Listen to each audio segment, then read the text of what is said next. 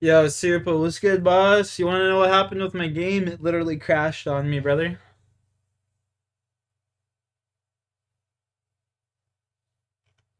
Rip.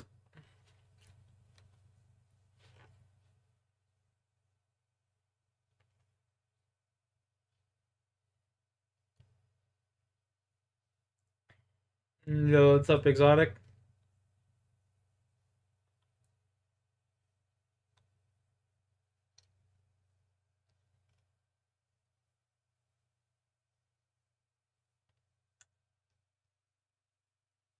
You watched that after? Yeah.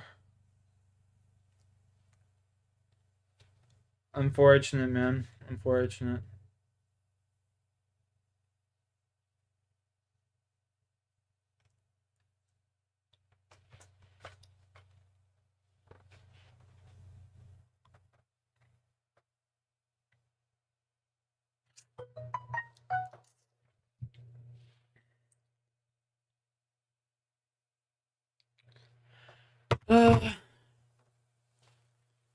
Man, I'm still kind of just stunned. It still hasn't, like, sunk in with me yet, you know what I mean?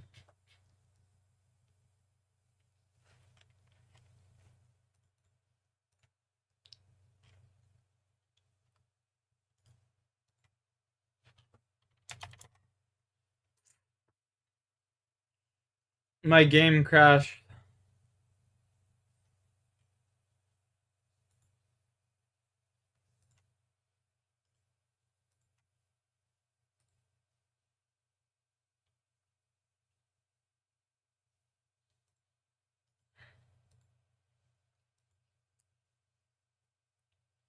No, I'm not kidding.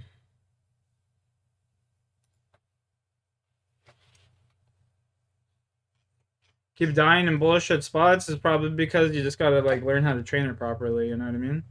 You're probably just moving too fast. You just probably gotta slow it down a bit.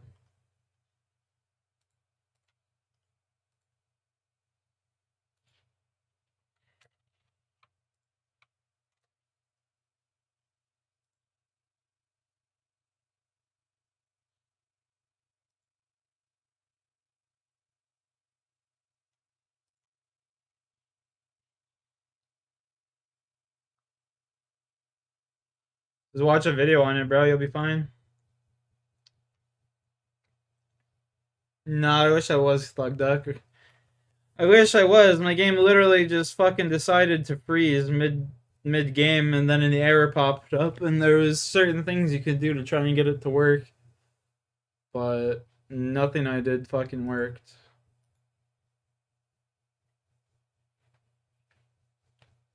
Kind of pissed me off, man. Honestly, it kind of low key pissed me off.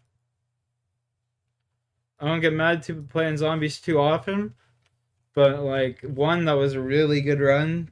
Two, like I took two deaths in that game essentially, both not my fault. First death was literally I shot three fucking crossbow bolts and not a single one of them worked. And then my game crashed. My PB is 117.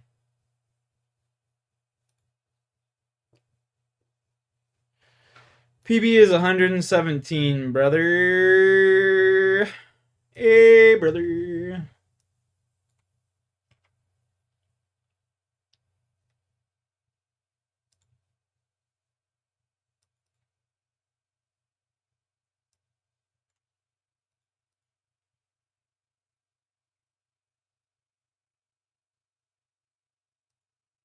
I just had a 12-year-old boy show up here at my front door asking for help. His ankles are taped up, and he won't tell us why. Okay. But he has duct taped around each ankle. Yeah, there's sores around them. I think he needs...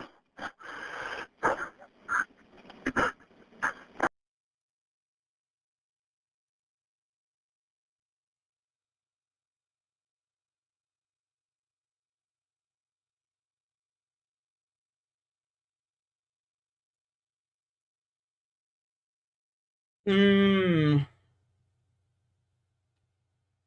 Some true crime in RuneScape, boys.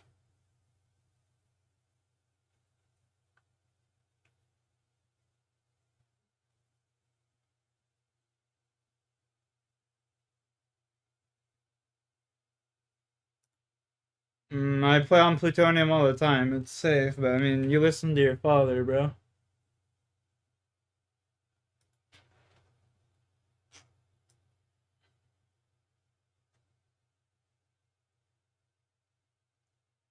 You don't want to piss off the man, you know?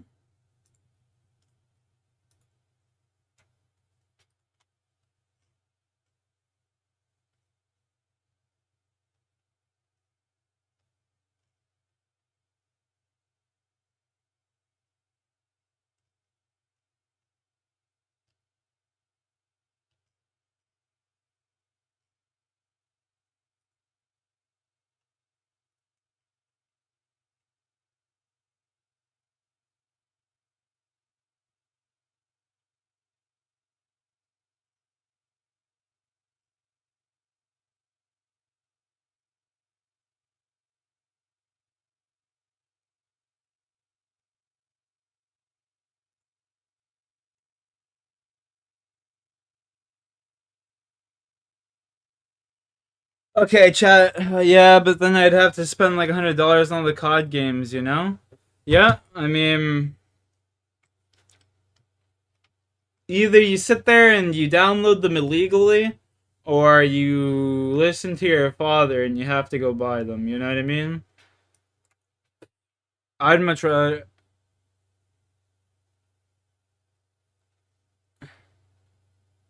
User verification? I haven't got any user verification. Ever. I've like, watch, I'll literally hop on and play fucking World at War right now, and I don't own that shit.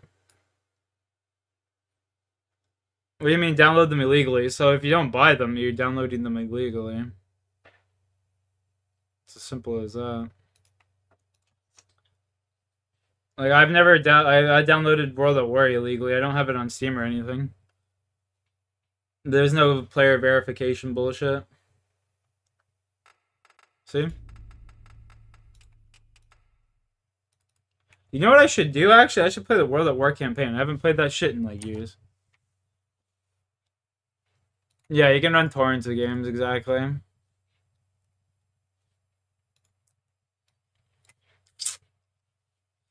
Fuck, man. I can't believe my game really got, like, just rejected like that, man. Oh my god, and that's just...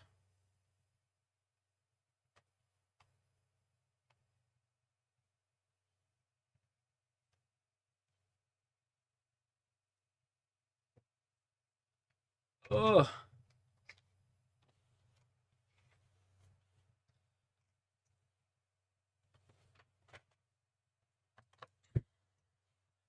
I want to throw on a video first, boys, and then we'll rip that toke. I want to...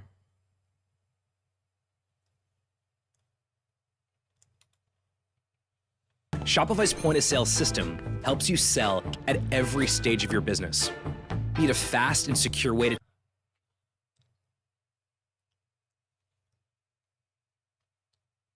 You don't think you can convince your dad? I mean, now is a better time than ever, brother. Arden, did you ever see us? Now's a better time than ever to start trying to, like, you know, plead your case. If you want to do something, you know? You gotta work on that charisma. Do I watch Joe Rogan? Yeah, from time to time. I don't know. He hasn't really had any guests on that interest me in a long time. In the home when you came in. Not physically, no. This man is not a lawyer. In reality, he's the only suspect in his ex-wife's disappearance, and he's confronting his own daughter on the stand. On March 11th, 2017, 5 years earlier, a Walgreens security camera recorded Trevor Summers entering the store. He spent less than a minute inside before starting to walk back out, holding cold medicine in his hand. But just before he got out of view of the cameras, he started running through the parking lot. Moments later, a Walgreens employee called the police. Some chick just ran out of the dude's car screaming, "Help me!" And he just grabbed her and put her back in the car. He's falling out right now. The car is registered to Elisa Summers. 2 days later, police find the vehicle with Elisa and her ex-husband Trevor inside. Trevor Summers is arrested, but he claims Elisa willingly went with him and they were running away together. Police also find a goodbye letter from Elisa and Trevor addressed to their children, saying they deserved better parents. But there's so much more to the story. And in a video Trevor left behind for their kids, they could find the key to finally revealing the truth behind it all. Okay, Art Landon. Let's give you Excuse me. guys some information. Months earlier, in 2016, 14-year-old Arden Summers and her 4 younger siblings, Landon, I'm gonna do a Bryn, couple boss fights, I Grady, think. I'm and gonna try and Cooper were fight in the when middle of their the parents' boss I haven't divorce. fought before. Their mom left the marriage and got a protective order against their dad, and the kids supported her. Arden even refused to see her father. But then, a judge dismissed the protective order because there wasn't enough evidence, and the kids visited him again. Seeing the judge and police side with her dad, Arden grew closer to him as she heard more of his story. He acted so heartbroken. He would constantly talk about how she was supposedly cheating on him. He often told Arden that everything was her mom's fault. Do you ever get even to fight a claiming that she could dragon? be a Yeah, danger bro. to her and her siblings. He acted like a loving Where is father it? who There's would do multiple anything to protect his dragons. kids. And as time went by, they started to side Warcraft with is a him. dragon. Even when their mom filed for another Where's protective my other order, one? King he of filed Black one against her dragon? too, saying she made up stories I'm trying to get about the him, King Black trying to dragon get him pet sent to still, jail when actually. he didn't do anything. It's a There's bitter tons of divorce, dragons in this but one game, day, yeah. Arden's dad told her he wanted to make up with their mom. He had mentioned before that he was really hoping to put the family back together and be almost like the savior of the family. He had a plan to reconcile with their mom, and Arden was eager to help her dad, believing that he was doing all he could do to help their family. On the night of March 10th, 2017, Arden went to stay over at her mom's house with 2 of her younger siblings, Bryn and Grady. At the same time, she had a group chat with her dad and her brother Landon. Worried about Elisa seeing Arden's texts, her dad told her to put his name in her phone as Taylor. He asked for updates throughout the night. And he Alright, told we're her gonna to grind leave up a some window weed open and then we'll so rip he that could come toad, inside boys. later. Arden waited for her mom and her siblings to fall asleep. Then, around 1 a.m. on March 11th, she opened the window and climbed out of the house. She passed her dad, and he snuck inside while she went to the car where Landon was waiting. The plan was for Arden and Landon to wait for their dad in the car while he talked to their mom, and then he would drive them all back together afterwards. We wanted to be able to have this happy family. I was really hoping that my family would be back together. And Bro, I'm healthy just telling you and guys, chat, if you ever see a chick with While like Ar- one of those bowl piercings in between her nose, stay far away. That chick has got more fucking problems than you can count. You know what I'm saying? Stay the fuck away. Honestly, I'm not even trolling.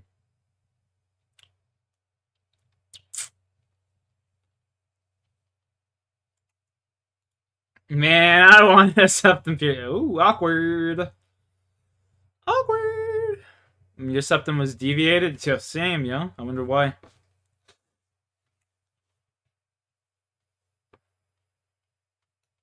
Damn, Alex catching strays. Arden sat in the car with her brother. Their dad texted multiple times, saying it might take longer than he thought.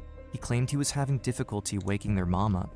As more time passed, Arden grew increasingly worried about her youngest brother, 3-year-old Cooper, who Trevor had left alone at his house. But her dad reassured her, saying that he could see on a monitor that Cooper was fast asleep. Even after 4 a.m., he still promised that he should be done soon. You want a But belly around button 5 in one? the morning, No, word. he changed the Yo, plan. I never He forget went my out to the first car and girlfriend. told Arden, who was only My 14 first years girlfriend. old, We're to sitting drive there and Landon, like she just hops Bryn, on top of and me and we Grady start back to fucking his house right. about a And 25-minute she's just drive like away. grinding He on still me, and needed her more she had a time to belly talk button to their piercing that mom, was hanging down and and had a button 3-year-old up Cooper shirt. might wake up She went soon. and leaned down to Arden kiss me, listened and to her her fucking dad. She piercing made got sure caught on my everyone had their belly button seatbelts thing. on tightly before they left. Her belly button ring Without a got caught on driver's my license, button, she drove and the she car pulled as back and carefully it as she ripped could, right out of her desperate stomach. to keep her siblings safe. It was very terrifying. I'm sitting there and I like was we're doing fucking. I'm just exactly like, the wait a speed second, are limit, you like and I bleeding just on me? followed all the And traffic she's like, what? laws to not get pulled over. And she realized that she ripped Around out her belly button 6:15 ring. a.m., the kids made it to the house. This is wild. After Cooper woke up, Arden made breakfast for all her siblings. Exhausted after staying up all night, she fell asleep, hoping her parents would work out their differences. When she woke up, and they still weren't back, she texted her dad asking what was going on. He said they should be back in about an hour. Arden continued to text him, asking for updates when he wasn't back that afternoon. He kept reassuring her that everything was going well, and just after 8:30 that night, he texted her to let her know that Don't take he my was word for headed back gospel? No, with take my word for Elisa. gospel. Love you. Mom's coming home, he said. After taking care of her sister and brothers all day Them and running bitches on are very little fucking sleep, crazy. Arden breathed a sigh of relief. They're the type After of chicks all that would their like efforts, bite your it cock seemed off like their and spit it family back was at you finally for fun, going you to know? be all together again. But that was the last Avoid she 'em, heard boys. from her dad, and when there was a knock on the door, it wasn't her parents. It was the police. asking if the kids knew anything about where their No, parents she'll might not be. get. They were talking about how they're doing this That's investigation, fucking trying to funny. find my parents, and That's all I'm fucking thinking good. is, oh my god, what happened? The kids told the police what they knew, but they thought their parents were on their way back to them. They had no idea that they would both go missing. A day later, their dad is arrested for allegedly kidnapping their mom and trying to kill her. But in another shocking turn of events, he files for full custody while he's in jail. The custody battle delays the trial. Trevor also keeps firing attorneys, and he even targets the judge, claiming he's biased against him and won't allow a fair trial. The judge agrees to step aside, and after 5 long years of delays, the trial finally starts in Cheers. August of 2022. Chad, this is my first Facing time ever 11 trying charges, this boss. including kidnapping, attempted murder, My first time ever sexual trying this boss. battery, Wish me and luck. child neglect. Trevor Summers pleads not guilty. Oops. After firing another attorney, he makes the surprising decision to represent himself. Now, he questions his own kids about what they saw the night their mom disappeared. Hello, Miss Bree. Hello. He speaks calmly to the now 13-year-old Bryn, trying to come across as a loving father who was just trying to help his kids and bring their family back together. Do you remember, Miss Brand, if I was yelling anything back at Mom? No. On the night of their mom's disappearance, Bryn was at her mom's house with Arden and Grady when their dad snuck in. He had them leave after he got there, so they didn't see much, but he uses that to cast doubt on Elisa's story, acting like they just had a simple conversation and he didn't hurt her. He even suggests five the go kids earlier drive and my home game without any crashed. adults in the car might have been a fun trip for them. Do you remember? My game literally were you fucking all scared, froze. Or were you laughing, or how was your ride home? It was very scary for Arden. She was crying the whole time. That's You're all the joking? questions You can go watch the stream. I wish I was. Trevor maintains his composure in the courtroom, smiling at his kids even though he's trying to manipulate their stories. Arden, now 20 years old, has to face her dad trying to control her once again. As soon as I walked into the Fuck, I courtroom, wish I he looked was. me right in the eye, and it was terrifying. And just to know that he used me to do what he wanted to do hurts more than anything. Arden, did you ever see us physically fighting in the home when you came in? Not physically, no. The kids didn't see any violence that night, and Trevor uses that to help push the idea that Elisa might have gone along with everything willingly. Now, she will have to face him again directly to share her side of the story, trying to reveal the truth about who he really is. Unseen's mission is to bring the most powerful stories to light, and thanks to companies like Audible, today's video sponsor, we can continue to do so. The Unseen team couldn't have researched most of our cases, such as the story of Amanda Berry, without listening to the audiobook Hope, written by some of the survivors themselves, Amanda and Gina, the story of their 10-year-long captivity and their eventual escape from the House of Horrors. Audible's also offering a growing selection of thriller and mystery audiobooks, come on, podcasts, good. and Audible originals, covering a wide range Oh, of perspectives, oh. including many other survivors and investigators' accounts. Audible's listening platform has you covered, with the biggest collection of audio entertainment on the market. For first-time users, get a free trial if you click the link below. As a member, you can choose one title a month to keep from their entire catalog, including the latest bestsellers and new releases. Go to audible.com/unseen or text the code UNSEEN to 500-500 to get started on your next deep dive. Callers receive a text, Yeah, message and data rates nothing apply. I can do Thanks about again it. to Audible for sponsoring this The way video. the fucking cookie And crumbles, now, you know? back to the case of Elisa. Elisa and Trevor first met in 1995. Trevor was kind and charming, and he treated Elisa well after they started dating. In 2001, they got married. The marriage started off smoothly, and they welcomed their first daughter. When I had Arden, it was everything I envisioned for my life. The more kids, it seemed that the more love, the more happiness. I wanted to have this picture-perfect life. Their family continued to grow as they had 4 more kids: Landon, Bryn, Grady, and Cooper. But as the years went on, Trevor's behavior changed. He grew more and more possessive of his wife, controlling her every move. I had to wear what he would select. I couldn't have men on my Facebook page. I was to have no As you communication shouldn't. with any men. If you're married, you other know than have no need for Trevor. another man on He your took my Facebook cell page. phone. He took my car. I was being held in my own home as like a prisoner. Elisa knew she That's and her just kids classic had to get before out, behavior. but Trevor was always there. For several weeks, That'd be way too tilting. I mean, my run was already invalidated, technically, for like world records or anything, because I used box patch, right? But it's just like, fuck me, man. Like, can't I catch a goddamn fucking break, bro? She still had to see him and let the kids visit. In February of 2017, Trevor asked Elisa to come to his 12 house, hours where of my he would have life. a notary so they could sign paperwork for the divorce. For a Elisa fucking felt they error. might finally be moving on. Trevor seemed to be accepting Fucking that die, their come marriage on. was over. After they got the form signed, the notary left. But before Elisa could leave too, she claims that Trevor stopped her. And then I said, I really have to get home to the children. Die. And he said, I almost forgot I have something else for you. And he turned back and pushed me down onto the bed and pulled a knife out from between the mattress and the box spring. And he held a machete at my chest. Die. Homeboy? After hours of threatening her, he finally let her go when she promised not to tell the police. But as soon as she left, Elisa called 911. The police didn't believe me. I wasn't left with any marks. There was no evidence of what I was saying. It's not like we could have simply arrested him that day based on the statements of just the two that were involved. We needed more. The police couldn't help Elisa, and even her kids were starting to listen more to their dad, who told them their mom made everything up. But weeks later, he snuck into Elisa's house and attacked her. She will not only have to relive the trauma of that night in court, but she will also have to field questions from the man who attacked her. I have a lifetime protective order against him, and he's going to be right in front of me questioning me about the crimes that he committed against me. Elisa takes the stand to tell her side of the story about what happened 5 years earlier. It's March 10th, 2017. Elisa has a night in watching movies with 3 of her children, 14-year-old Arden, 7-year-old Bryn, and 5-year-old I just did my first boss right there, dealing child. with Let's the go. divorce and her ex-husband trying to turn her own kids against her. She was happy to spend Can a you guys hear relaxing this? evening with them. Yeah, you can hear Her it, daughter Bryn and her son Grady fall asleep next to her in her room, while Arden stays in the living room. But in the middle of the night, Elisa wakes up to cold water being poured on her head.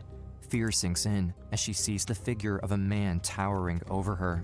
She frantically tries to think of any way she could get her kids and herself out safely, but he's blocking any chance of escape.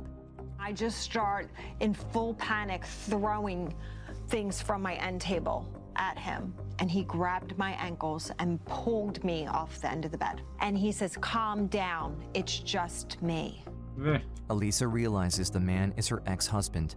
After 14-year-old Arden drives herself and the other kids back to his house, Elisa is now alone with him, and things escalate further.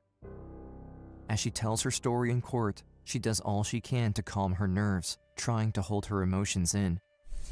Yo, Deanna, what's up, girl? What's up, girl? He attacked me in that family room, and I fought to try to get out the front door. I tried kicking him, scratching, poking him in the eyes. Just every time I would get some distance from him, he would grab a hold of me and throw me over the couch. She tries to reach for the phone, but Trevor grabs it from her before she can call 911. He threatens her with a razor blade, and he uses scarves, fucking Christmas razor lights, blade, and bro. a nylon rope to tie her the to way the razor bed. blades cutting you, Over if the cutting next artery. several hours, You're chilling, he girl. forces her to take cold medicine to keep her sedated, in a twisted effort to get her to stop resisting him. Elisa struggles against her restraints as much as she can, but it's no use. Trevor claims this is his way of telling her goodbye before he flees the country on a boat in the morning. Elisa doesn't know if he's telling the truth, but all she can do is count the minutes until the morning comes. However, around 10 a.m., he tells her he missed the boats and they won't run again until nighttime, so he will be there all day. Elisa's heart sinks as it becomes clear he doesn't have any plans to let her go. Throughout the following day, he rapes her multiple times. Damn. He goes to turn on the TV to muffle the noise, and around 5:40 p.m., he walks back into her room. He put a pillow over my face and he pushed down with all of his upper body. And I thought about my kids and I lost consciousness. Elisa's hope of survival is Oh, fading. I'm so stupid. But suddenly, in a moment of hesitation, Trevor stops pressing the pillow down. Dude, I As grabbed soon a as piece of Elisa comes candy. to, Oh she my knows God. it could be her only chance to stop him from killing her. And he looked He at me. bamboozled I the said, shit out of me, that "Please, fucking guy." I'll do anything. Please don't kill me. He says, you agree to go with me? I said, yes, I'll go with you. This moment is one of the times that Trevor could try to use against Elisa in court. He says everything they did was consensual and that she willingly left with him instead of being kidnapped. Willingly, The but prosecution gets ahead of him, asking Elisa about it themselves. So you had agreed to go with him. Why did you agree to go with him? To stay alive. There you go. On August 24th, 2022, the second day of the trial, Trevor himself cross-examines his ex-wife in front of a jury. Bro, made this up guy's completely of trying to men. play his own lawyer. Elisa That's like knows that Trevor is fucking using this wild. trial in an effort to show his power over her. After delaying the trial and making her suffer for 5 years since the attack, he hopes to see her break down. If she does, it gives him the satisfaction of seeing the effect he had on her, and the jury might take the side of the calm, seemingly loving father. He questions her about that night and the intentions he had when he snuck into her house. Igor In your fetching the statement, brain. You said that the look on my face was of death or of murder. Evil and hatred. I'm sorry, no, I believe your statement was you knew I was going to kill you when you saw my face, correct? Yes. How did you know what was in my heart? All I saw was an expression of evil and hatred, and at that time, my thought is, he's here to kill me. I'm gonna die. After Elise had told Trevor she would go with him, he took her to the car. Then, they drove to a Walgreens, where he stopped to get more cold medicine. After they were out of her house, she knew someone might see her. When Trevor went into the store, Elisa jumped into action. With her hands tied behind her back, she turned and leaned against the door, able to press the unlock button and get it open. She got out of the car and ran through the parking lot, screaming for help. Hey, that Before guy's she doing could the get same to shit as anyone, me. Trevor came running out of the store. He grabbed her and dragged her back to the car. Once again, Elisa was trapped. But what she didn't know is that an employee did see her and caught the license plate number of the car, reporting it to police so they knew to search for her. But she says Trevor was enraged that she disobeyed his orders, and he cut her wrist with the razor blade as punishment. He's screaming at me. You agreed to go with me. Why are you doing this? He said that's for getting out of the car at the Walgreens. He didn't seem to understand why she would try to escape, and he Yeah, was why? on edge, more worried that people might be looking for them. He drove for hours, parking in the middle of a rural area without any people around. He sexually assaulted Elisa again, and they hid out, staying there until the morning of March 13th, 2 days after he attacked her. But even as time passed with no one finding her, the mother of 5 kept thinking of her loved ones. As the hours ticked by, I just held on to that hope. I felt like everybody was looking for me and praying for me, and that just Like every them hour got me Bojangles through. over there. Then, Trevor seemed to have a change of heart. He told Elisa he thought it would be for the best if she stayed behind for the children. She didn't know if he was telling the truth, but there was a chance he was actually leaving the country and letting her go, and she could go back to the kids. Trevor wrote a confession letter and a letter to the children. He wrote the letter as if it was coming from both him and their mom, continuing to blame her. It Of talked about them course. sacrificing themselves, giving the kids a better life without them, and even ended with the quote, "We will be watching you from heaven." Then, Trevor drove to a resort and pulled up to a dumpster. He had Elisa laying down in the third row of the car so no one would see her as he was driving, but he made her move to the seat in front of her, and he climbed to the back of the car, tying her to the seat. All of a sudden, Elisa felt a rope wrap around her neck from behind. Trevor was starting to strangle her. Panicking, Elisa tried to get her hands free so she could pull it away, desperate for air. But out of nowhere, he stopped, Just fucking die. quickly jumping back into the driver's seat. We gonna kill he you, thought baby. someone saw them, so he drove off again. Running out of time, he pulled into a stranger's carport around 30 miles on. from Elisa's house. He began Come on, Bojangles. slitting his throat and saying, "This is what love is. I'm laying my life down for you. You don't deserve this." But someone called the cops after seeing the car they were searching for, and around 10:30 a.m., police surrounded the vehicle, guns drawn. Come on, just They die, helped homeboy. Elisa out and stopped Trevor, bringing an end to the search 55 hours after he attacked her in her home. I wasn't expected to be found alive, but I was. Elisa survived, but Trevor still tries to wield his control over her during the trial. He questions his ex-wife for over 4 hours, attempting to wear her down and twist her story. In your testimony, you said that you were brought down this hallway? Yes. And you said that was by your ankles? Yes. And at the same time you were kicking while you're being held by your ankles? Yeah. Okay. Do you notice any claw marks on the walls or any lines on the carpet? Anything that would indicate that kind of a struggle? No. There was not broken glass or dents in walls. There was not scratches on countertops or blood splatter. While Trevor tries to cast doubt on every part of Elisa's testimony, she refuses to back down. As the questioning continues, she gains confidence, not allowing him to control her story anymore. Did I? Bro, I never knew I could just climb up there. Or force you to have sex with me? Yes, you forced me to have sex with you. Did I hold you down? You did hold me down. You did tie me up. You did attack me, and you did break into my home when I was sleeping. You raped me. So you're calling it rape? It is. That is the definition of rape. To come into someone's home and attack them and tie them up and then have sex with them. That is the definition of rape. With Elisa's powerful responses to Trevor's questions, he continues focusing on the lack of evidence of any struggle. He says there was no kidnapping at all, everything was consensual, and they spent a lot of time just talking together. But then, the prosecution brings how the fuck a does crucial like piece of the judge evidence, let that guy a represent video himself? Trevor I himself just need to recorded know. on Elisa's phone while he was in her house. I am here with Elisa at her house, where I'm not supposed to be, and I woke Elisa up, and I have been holding her against her will. I did tie her up to keep her from This guy contacting made authorities this video and give he's me trying enough to defend time himself? What the fuck? Get out of town. However, while the video might seem like a clear confession, Trevor could still try to use it to his advantage. In the footage, he talks about his plans to flee the country and leave Elisa behind. Facing charges of attempted first-degree murder, Trevor tries to use the video as proof that he never intended to kill his ex-wife, as he always planned to let her go. He also claims that Elisa forced him to record himself, so the jury shouldn't take what he says in it as the truth. But in another video, he addresses their children directly, revealing more about his plans. I forgot spent a lot of time with Mom the last few hours. The things that she's told you about me being good at manipulation and control and lying is true. Trevor confesses to the kids, not only about holding their mom against her will, but also about how he tricked them into helping him. By continuously painting their mom as the reason for their family issues and lying to police, he was able to manipulate everybody. While the jury is shown the videos in court, Trevor takes notes on what he said to himself, trying to think of ways he could still twist it in his favor.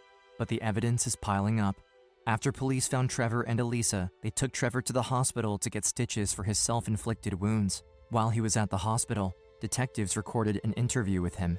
The interview is also played in court, where Trevor practically confesses to everything, even events from before that night. I'd actually had a machete in my bedroom, so I threatened her with it. However, in the interview, he also downplays what happened. He admits to nearly suffocating his ex-wife, but he still refuses to take accountability, instead portraying it as a joke. I can end this right now, and I just grabbed the pillow and took it over her face. Well, I was just, pretending like I could suffocate her. Feeling the pressure after Elisa's cross-examination and the recorded evidence being played, Trevor argues that he was possibly coerced into confessing during the interview. He says he was vulnerable because he was getting stitches for the self-inflicted injury and he wasn't in the right state of mind to be questioned. And throughout the trial, Trevor maintains that he didn't kidnap Elisa. In his mind, everything was consensual. He again points out that there weren't any signs of a struggle in the house, trying to cast doubt on the reliability of Elisa's testimony wherever he could. But after 5 hours of deliberation, the jury makes their decision. And it was just guilty, all the way across. All 11 charges, guilty. Finally, Trevor can't control the story anymore, and his ex-wife and kids can breathe a sigh of relief.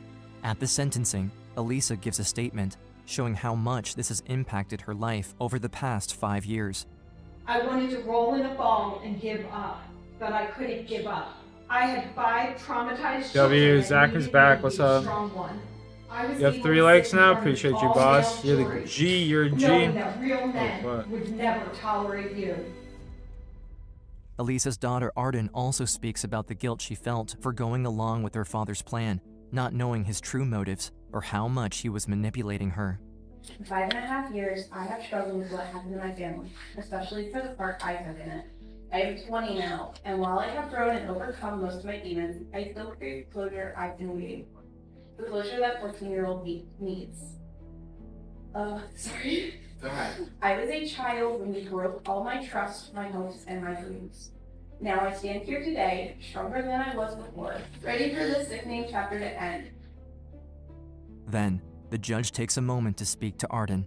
She had to go through what no Fighting? Yeah, I child should know. ever have to I'm face. just, Her own father, the man she trusted crazy. the most, tricked her into thinking that he was going to help get their family I'm broke, back bro. together. To Arden, I'm broke as fuck, on God. you should not feel guilty for anything that you did in this case. I assure you of that. Arden starts to break down, tearing up as the judge speaks to her. Even though he tells her not to blame herself, she still deals with the impact of what happened. But hearing those words helps her move on Wait, it's after free? years I of thought you had to buy suffering. it. I thought Trevor no, Summers is wait, given what? 3 life sentences, plus 224 years in prison. The testimony and evidence that I thought you had to buy like a scroll to read it or some shit. clearly make Am I you a tripping? monster in every stretch of the imagination. Mr. Trevor Summers will spend the What? rest of King's his ransom life clause? in Florida State Prison. For years leading up Yo, to the Zach attack, is back. Trevor Appreciate took the, advantage sub. of his own kids' trust, and he was even able to convince police and judges that he wasn't a danger. But now, with him behind bars for the rest of his life, his family can start putting the pieces back together. Elisa has never blamed her children for what happened, and she is closer with them than ever. My daughter is so sweet. Anyone that Interesting. has met her knows she was used by a dangerous man. It is not her fault. Elisa hopes to help protect other kids from similar experiences, and Arden looks up to her mom as her role model for all her courage and strength. Elisa also remarried, and now she and her children finally have the happy family they've been hoping for. Interesting. I think Elisa Bro, knows as long as I'm around I think her, in she's World of safe, Warcraft. and I will protect her and the kids with my life. Today, Elisa works to help others who are going through domestic abuse. She's writing a book, and she speaks to others to share her story and give them the courage to speak up. Yeah, She also Piety, talks right about here. the Yeah, I know. importance I of used to, domestic like, I violence know what it shelters is. and Marcy's Law, which protects and expands the I rights always, of crime like, victims. I always had to buy a Elisa was scroll to isolated, read and even for when it. she Am I went to tripping? police, they couldn't help her until What the game am I unthinkable thinking of? happened. But she survived and took down her captor when he represented himself in court. And now, she won't let him hurt her or her family ever again. My focus when that sentence came over were the kids, and my focus was moving forward with them. Homeboys We've died here. already come Let's so go. far. We have the life more than I've ever envisioned us to have now. This is a happy ending. This is a happy story. By Dex and Arrange of Magic. Interesting. There's a disturbing video on YouTube, posted on March 20th, 2011. The title is, "Don't Hurt Me, Mommy." Dark The owner of Claw. the account was arrested and sentenced to life in prison. Now, pay attention to the woman in the video. The Her fuck's the name Dark is Claw, Christine bro? Belfort. What? I don't even The person like. filming Dude, I wants you literally, to think she I literally figured out. I literally found out I have like a shit ton of totems the other day. What does this do?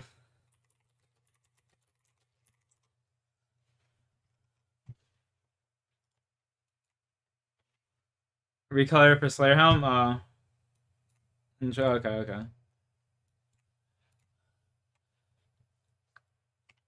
Okay. Interesting.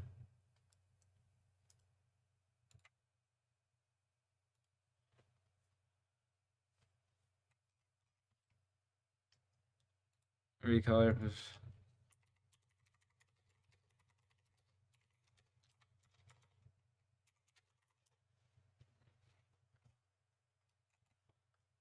Interesting. she's mistreating her children. Whoa.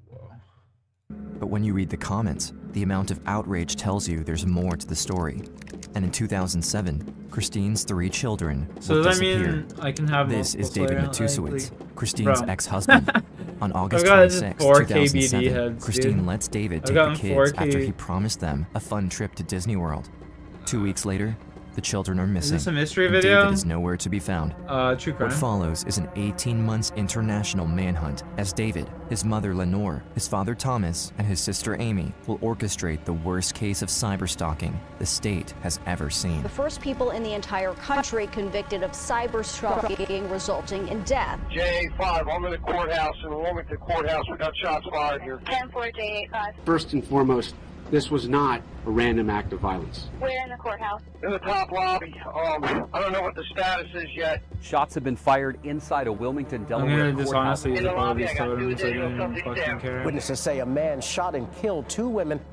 Our next 2-4-7-5, shooters down. Shooters down. We are now getting word that the gunman may be dead. The FBI is on site and Secret Service. A shooting occurred I want me a at pet, 8 o'clock bro. this morning.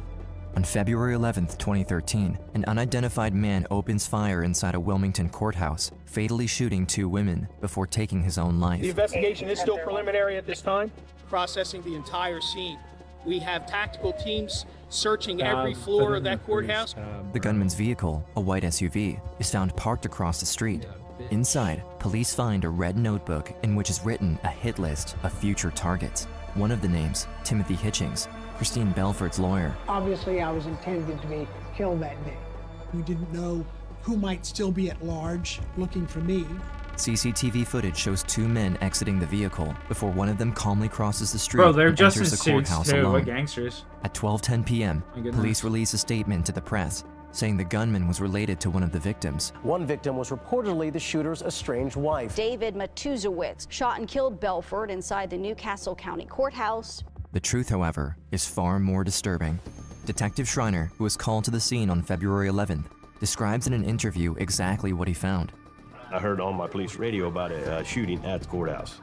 Obviously, I immediately responded. I saw King's ransom. 2 I'll do individuals that on later. the ground. There was another individual on the ground just outside the rotating door. When he walks across the lobby, he recognizes one of the people deceased.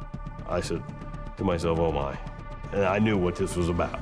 Detective Schreiner is the only person on site to be familiar with the case of Christine Belford and David Matusewicz. Right away, he assumes he knows who the shooter is, but Detective Schreiner is wrong. September 9th, 2007, 6 years before the shooting, at around 9 p.m., Detective Jeff Schreiner of the Missing Persons Unit receives a call from a distressed mother claiming that her 3 daughters have been kidnapped.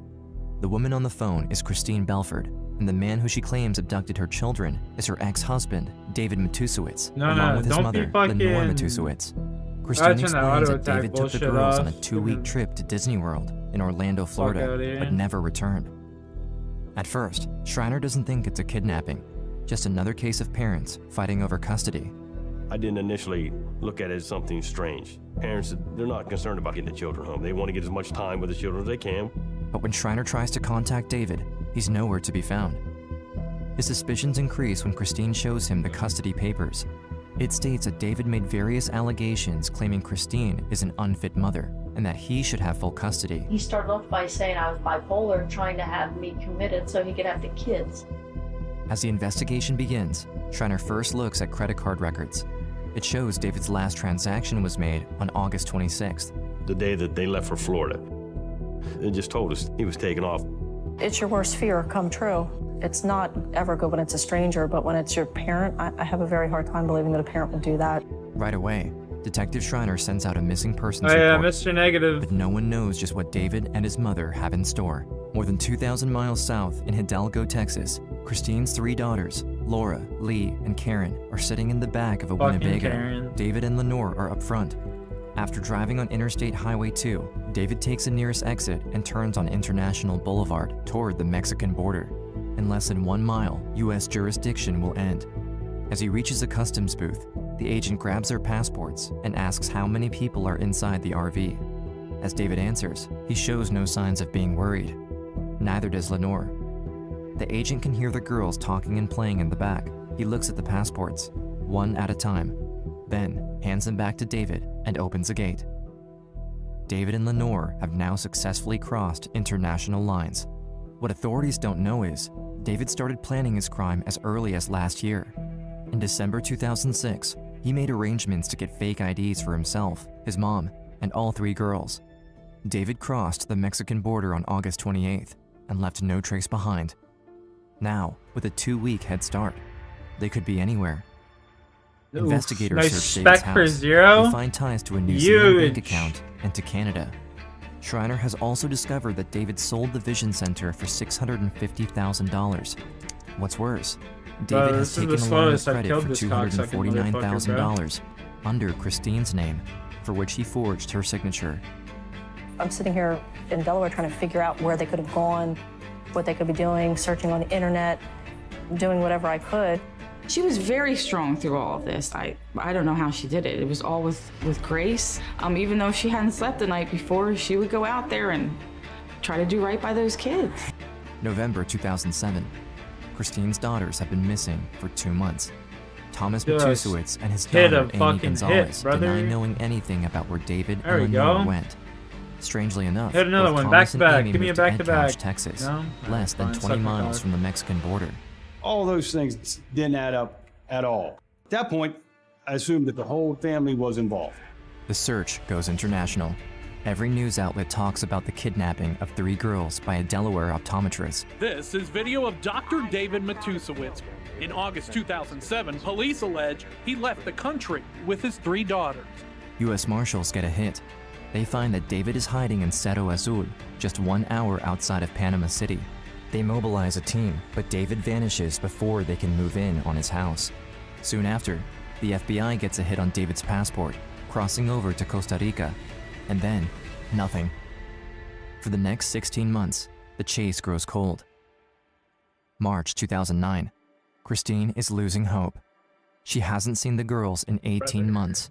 Karen, the youngest, will be turning 4 soon. She had just turned 2 when her mother last saw her. Christine's eldest daughter, Katie, describes in an interview a glimpse into what Christine went through. It was hard. We would get tips saying that they were here or there. So my mom would get on a plane and then it would just be, no, they're not there. My mom started to feel worse and worse about everything. It was getting to a point where I didn't know if we'd ever find these children. At that time, the FBI gets a break.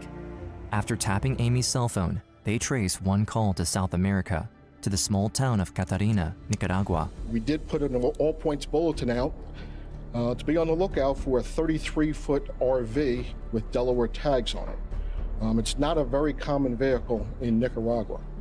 March 13th, 2009. A police officer in Nicaragua pulls over a car for a routine traffic stop. The driver of the car is David, and with him, his daughter Laura.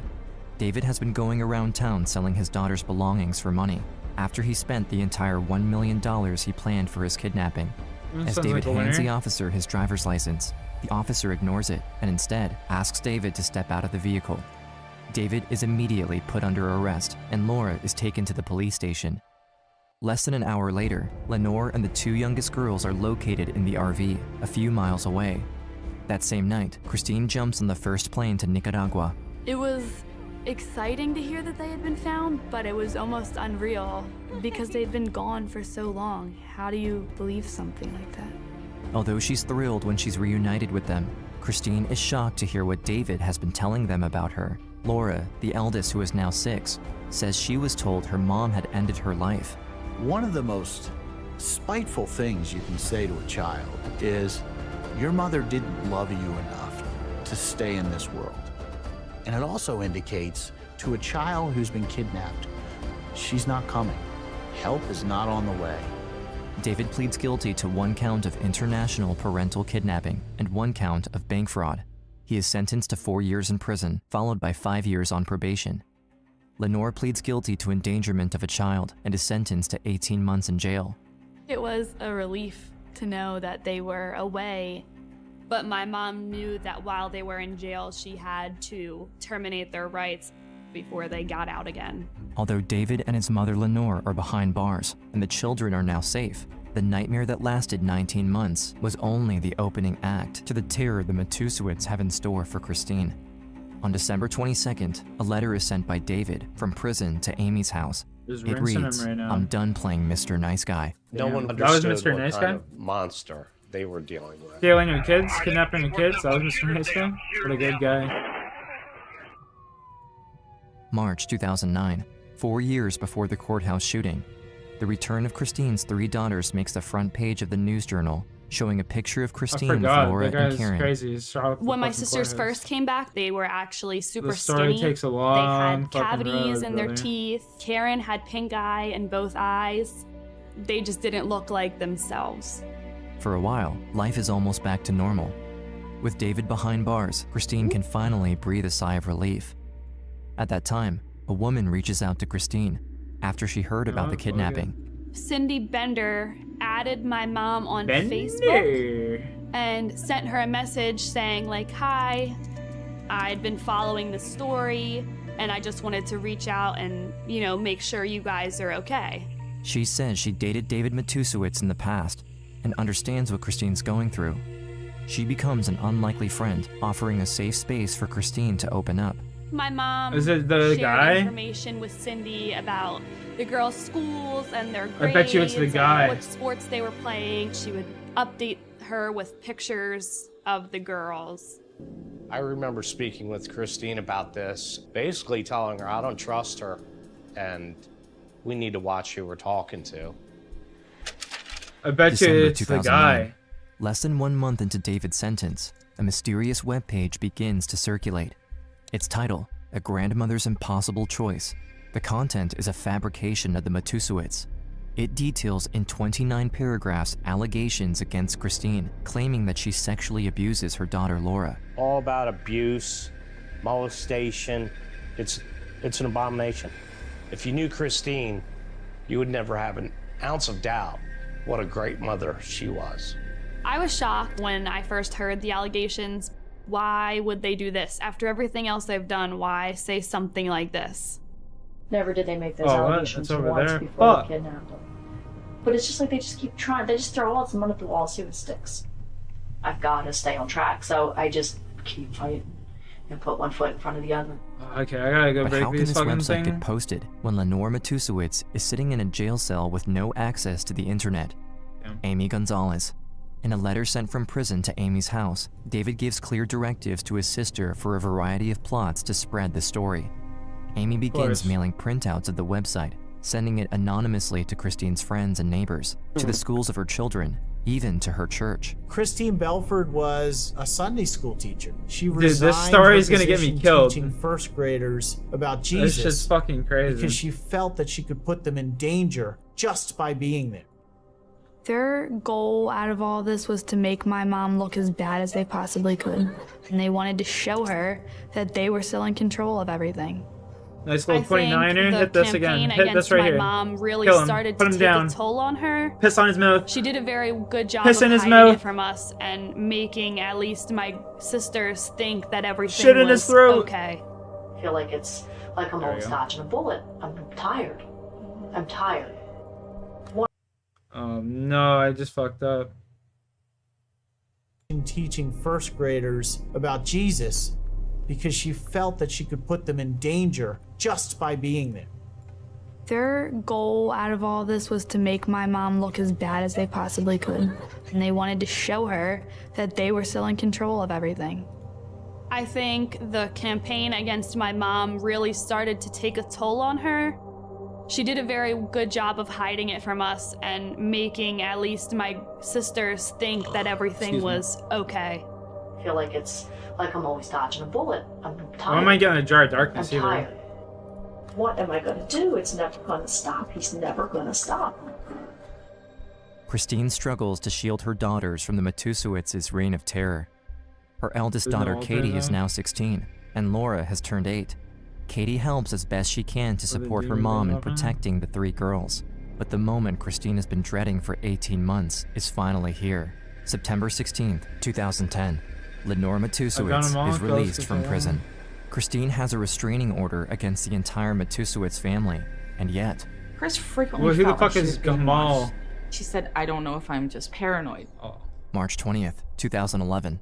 A friend of Christine sends her a video circulating online. The video shows Christine being stalked as someone is filming her with her chin children. explosion? The person is watching from Is inside there of a car, cooking just a down the human being street from her walking? house. This video is then sort of repackaged, posted on YouTube, and weaponized. The title of the video is Don't Hurt Me, Mommy. The editing selects moments where Christine holds her daughter by the arm, as any parent would do to keep her children off the streets. Only now, with this title, Christine is meant to look abusive. I think any mom would get their kid out of the street. I think the child abuse would have been if she would have left her out in the street. They worked on Christine mentally to try to break her, to strip her of hope, to maybe say, okay, take the children. The children is my main purpose. If I wasn't here, what would happen to them? Would they go to David? Would they be in foster care? But there's been times where I'm like, should I just give up the fight? And I'm like, I can't. I've come too far. I love those children, and I have been through so much, and they have been through so much. They need me. December 2011, Lenore and Thomas drive over 2,000 miles and come knocking at Christine's door unannounced.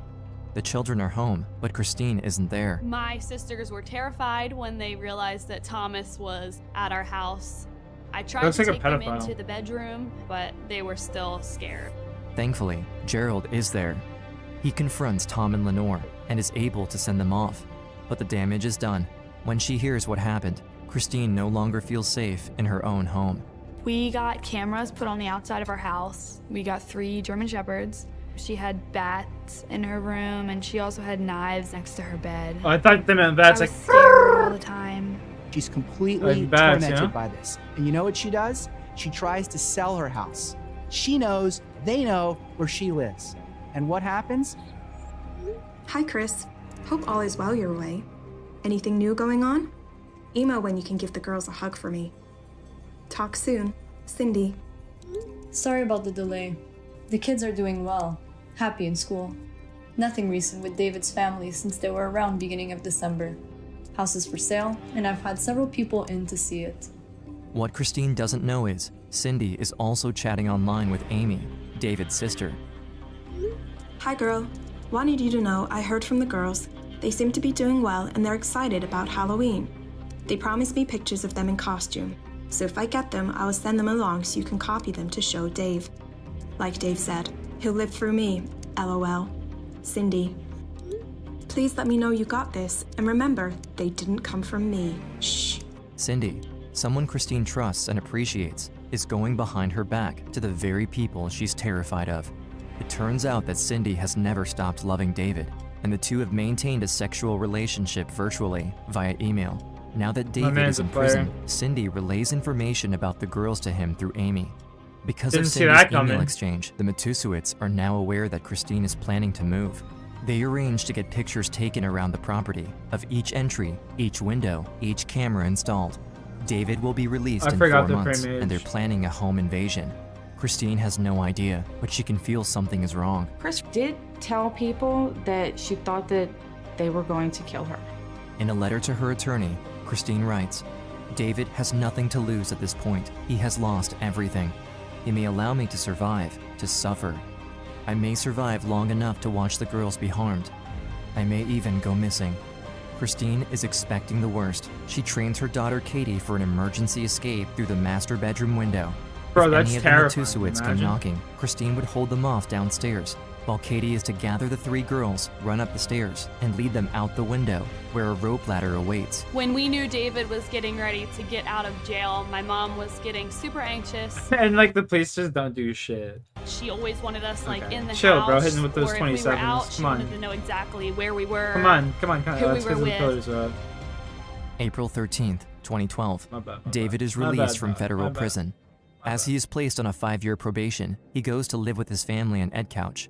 Soon after, he writes to Amy the following email. My Prepare yourself to be managing 4 children by this time in 2013. As Christine is getting her kids ready for school, she keeps a happy face, making sure the girls don't get worried. But Katie knows exactly what's troubling her mom. I was kind of nervous that morning because I knew that she had court. A simple child support hearing. That's all it was intended to be. I knew that David was going to be at court. My mom was very stressed out. She tried to not show it to us, but you could I'm switching tell. my prayers too early. I just asked her, realized "Do when you he's want got me his to go hands to up court in the with air you?" like I'll that. go. I'll take the day off for That's a her. magic. But Christine declines, as she is already planning to go with her friend Beth. At approximately 7:55 a.m., Christine pulls into the parking lot of the Newcastle Learn County something new every Courthouse time. and walks up to meet her friend at the entrance. Inside, the front lobby is filled with security guards, employees, and civilians. After passing first through the rotating door, Christine walks to the metal detectors, followed closely by her friend Beth. Before she can recognize his face, a man takes out a gun, points it at her chest, and pulls the trigger. A bitch.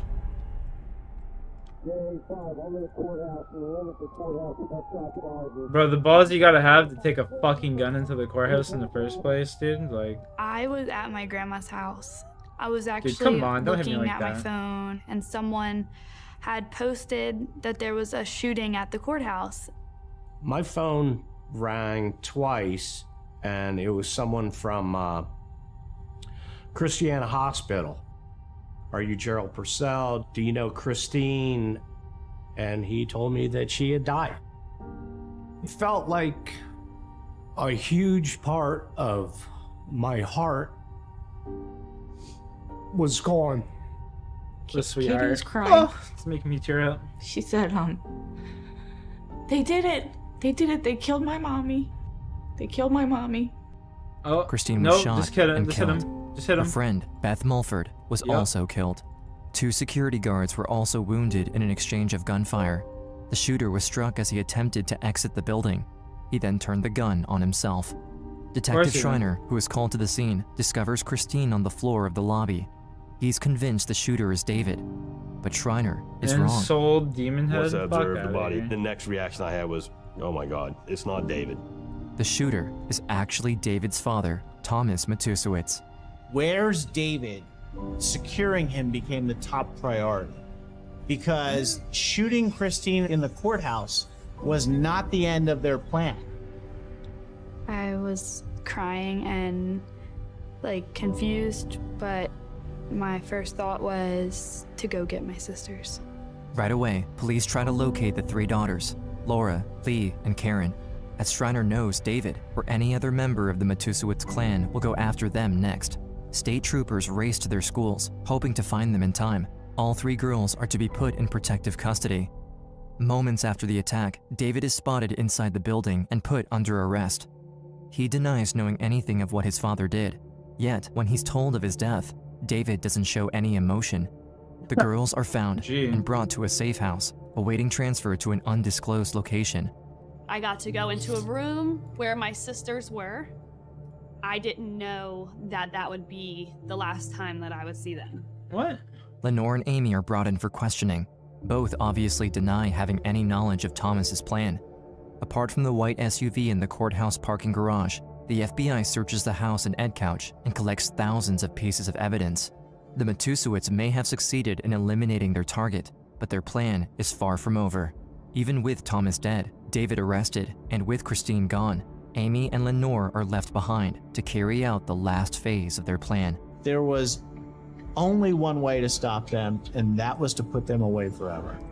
February 13th, just 48 hours after the shooting, Amy Gonzalez sends out a petition for custody of the kids.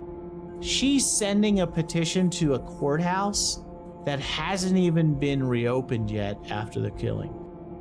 February 21st, 10 days after the shooting, Lenore Matusewicz appears on a podcast episode series where she defends her husband Tom. Her attempt to salvage the situation as well as to clear her name comes off most disturbing. He would never hurt his family. The meningioma, the tumor, changed him.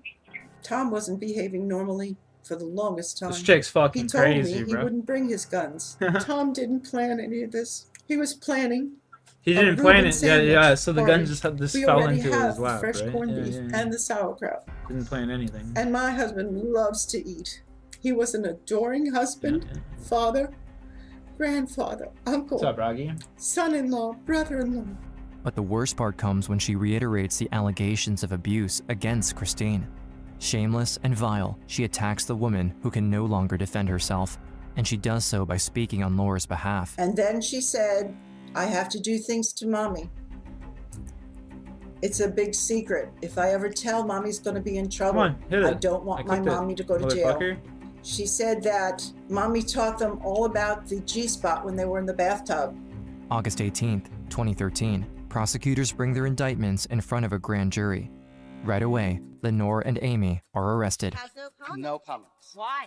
June 11, 2015, the trial begins. The first ever case of cyberstalking resulting in murder.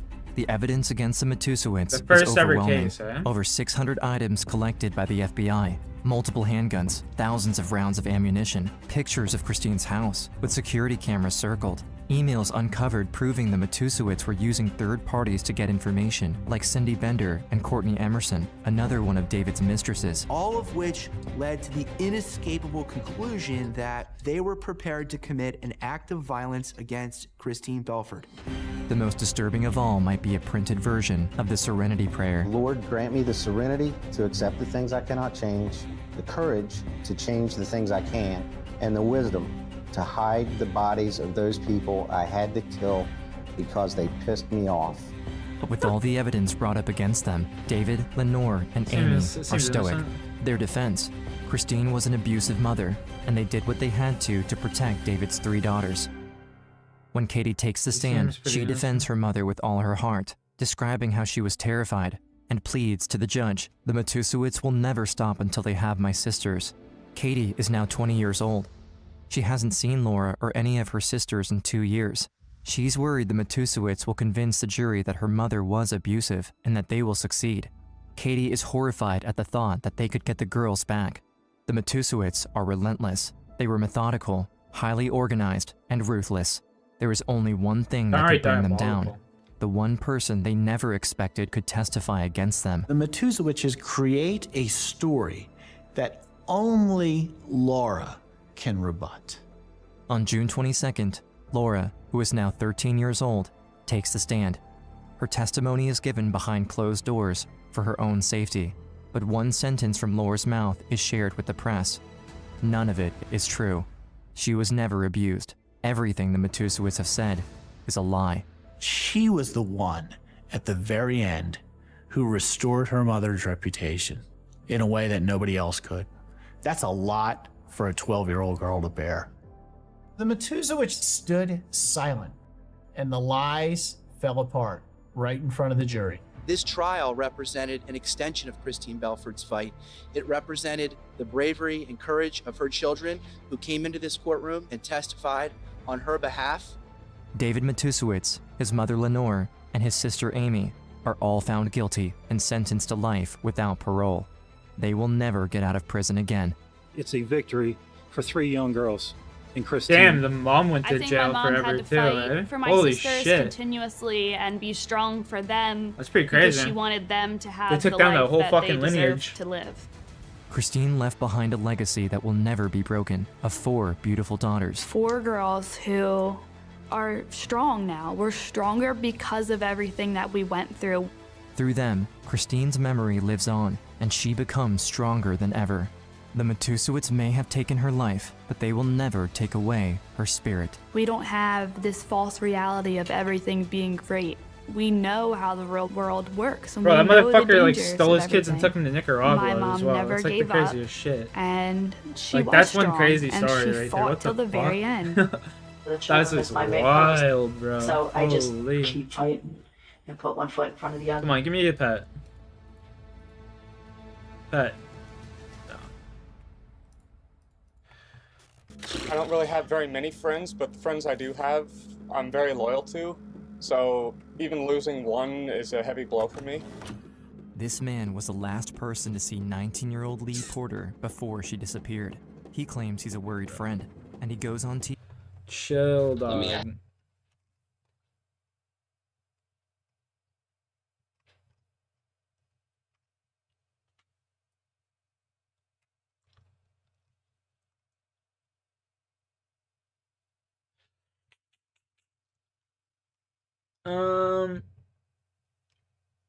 Fuck. I don't know.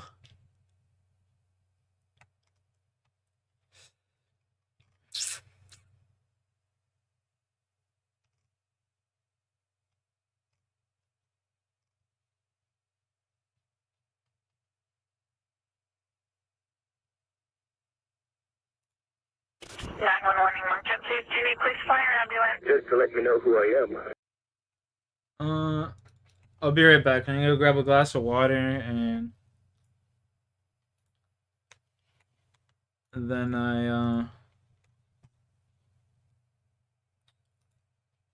then we will continue this. Well, I'm gonna go grab a glass of water and then we're gonna rip a token, and then we will continue this. As a matter of fact. So let's go like this. You know what? I don't care. Let's go like that.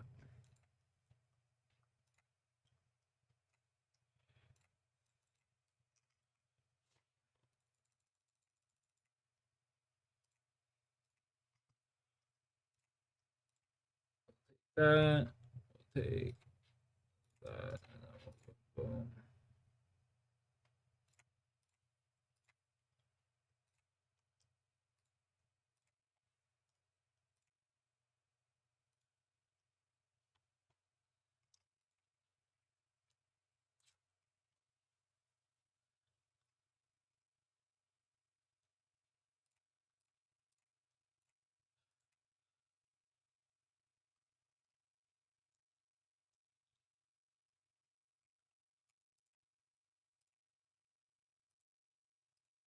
Oh, he's gonna hit me with that. Fuck!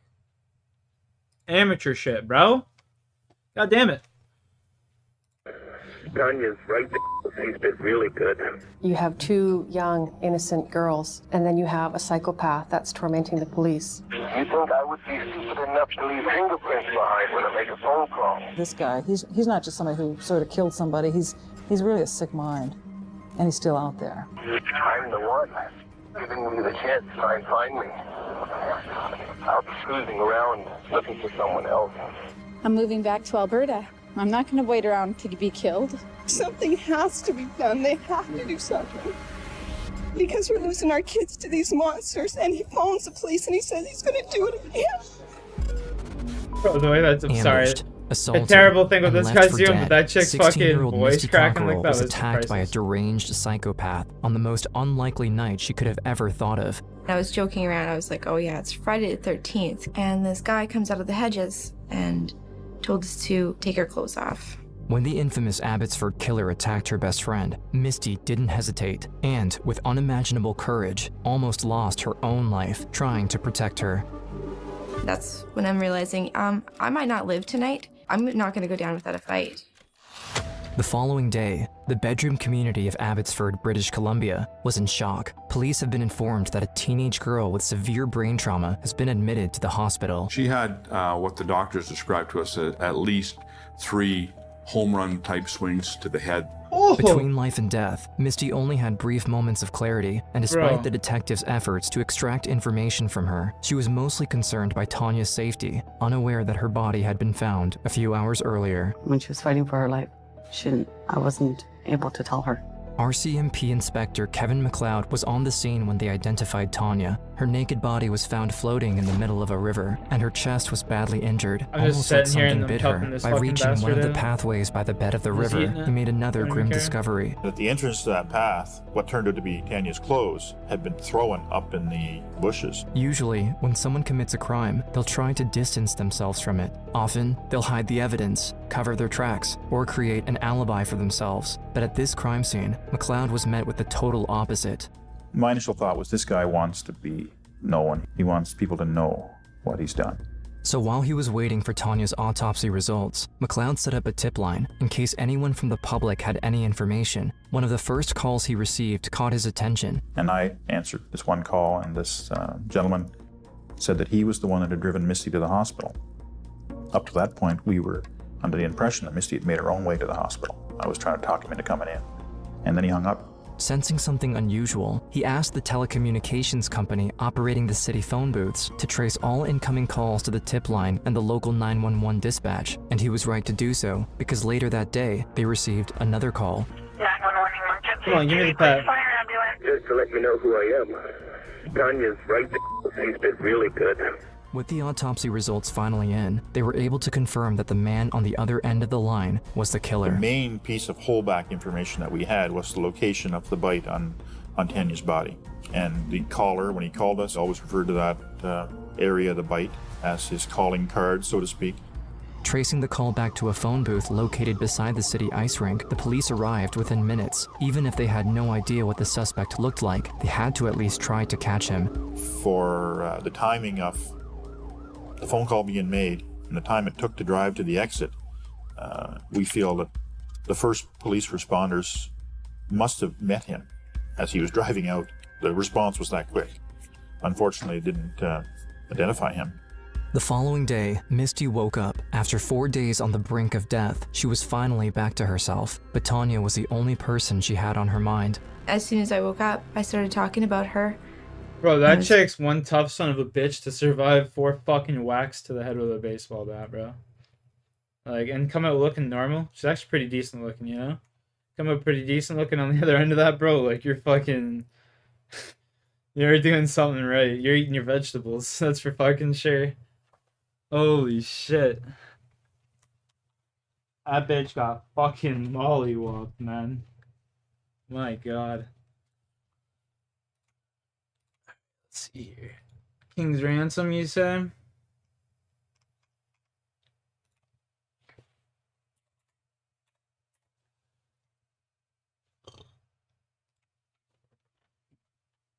We'll go do that right now.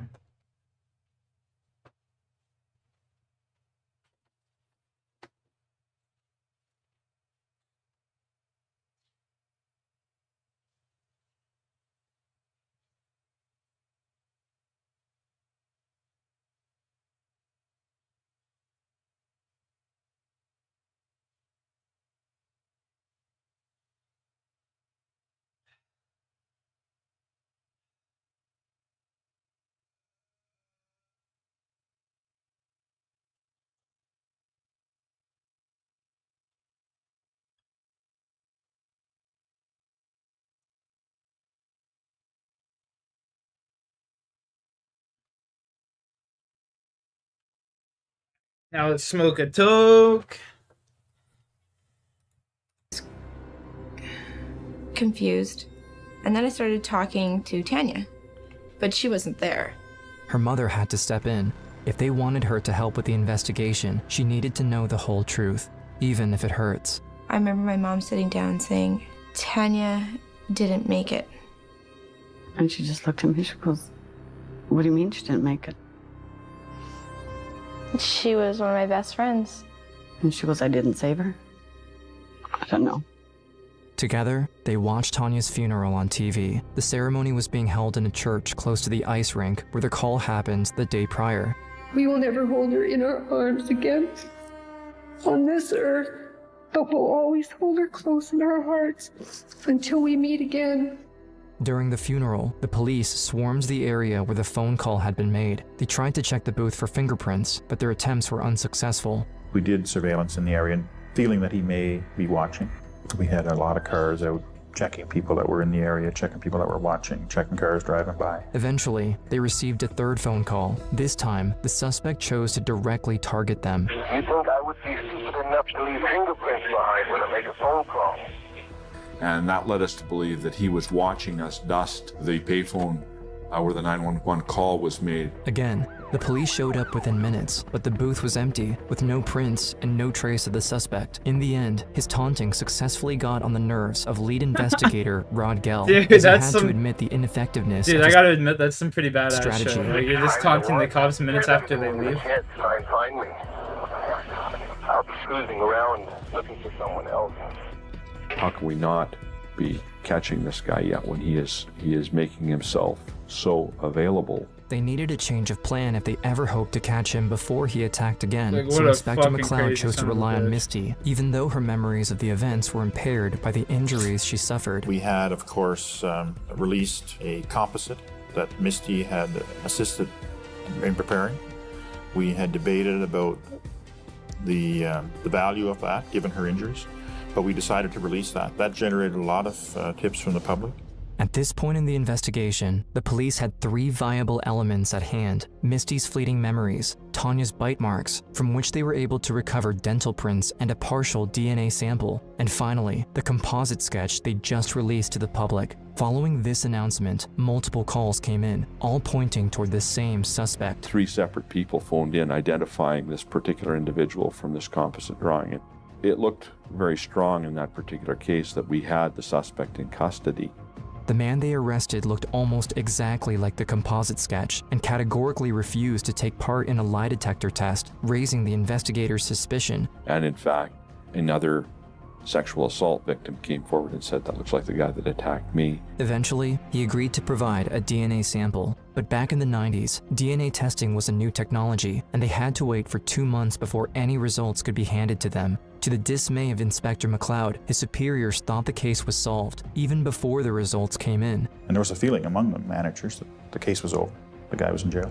And they would cut back on the resources for this investigation. Unsatisfied, he asked to be left alone for 12 hours with the suspect to interrogate him thoroughly. His conclusion didn't look good. After the 12-hour interview, I was satisfied that he was not responsible for the murder and the attack on Misty and Tanya, and that I knew the guy was still out there. While McLeod continued to investigate, the 2 months eventually came to pass. And he was right. The DNA test came back negative. See you guys later. But Gil noticed something about the situation. The actual culprit never contacted them while they were keeping the wrong suspect in custody. So it appeared like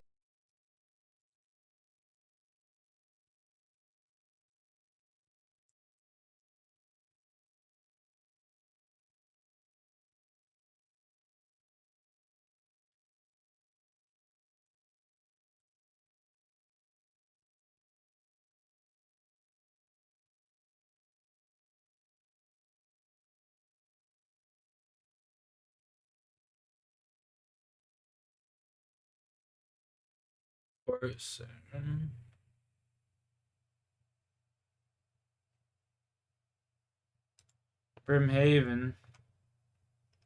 Where can I plant the fucking seed in Brimhaven? Yo, Rep, are you still here, brother?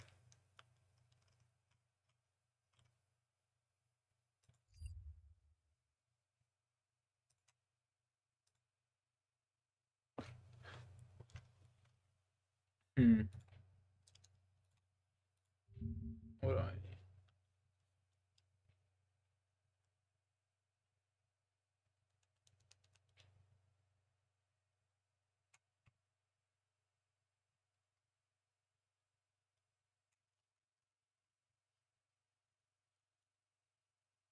Five monkey nuts, 1 monkey bar, and ground tooth.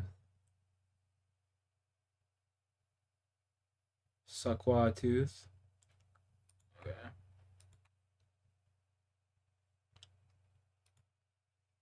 like he was prepared to allow whoever this chap was we had in custody to take the rap if that's what was going to happen. Up to that point, the city had prevented McLeod and Gell from releasing the tapes of the killer, fearing that social panic would take over the small community. But they were now totally out of options.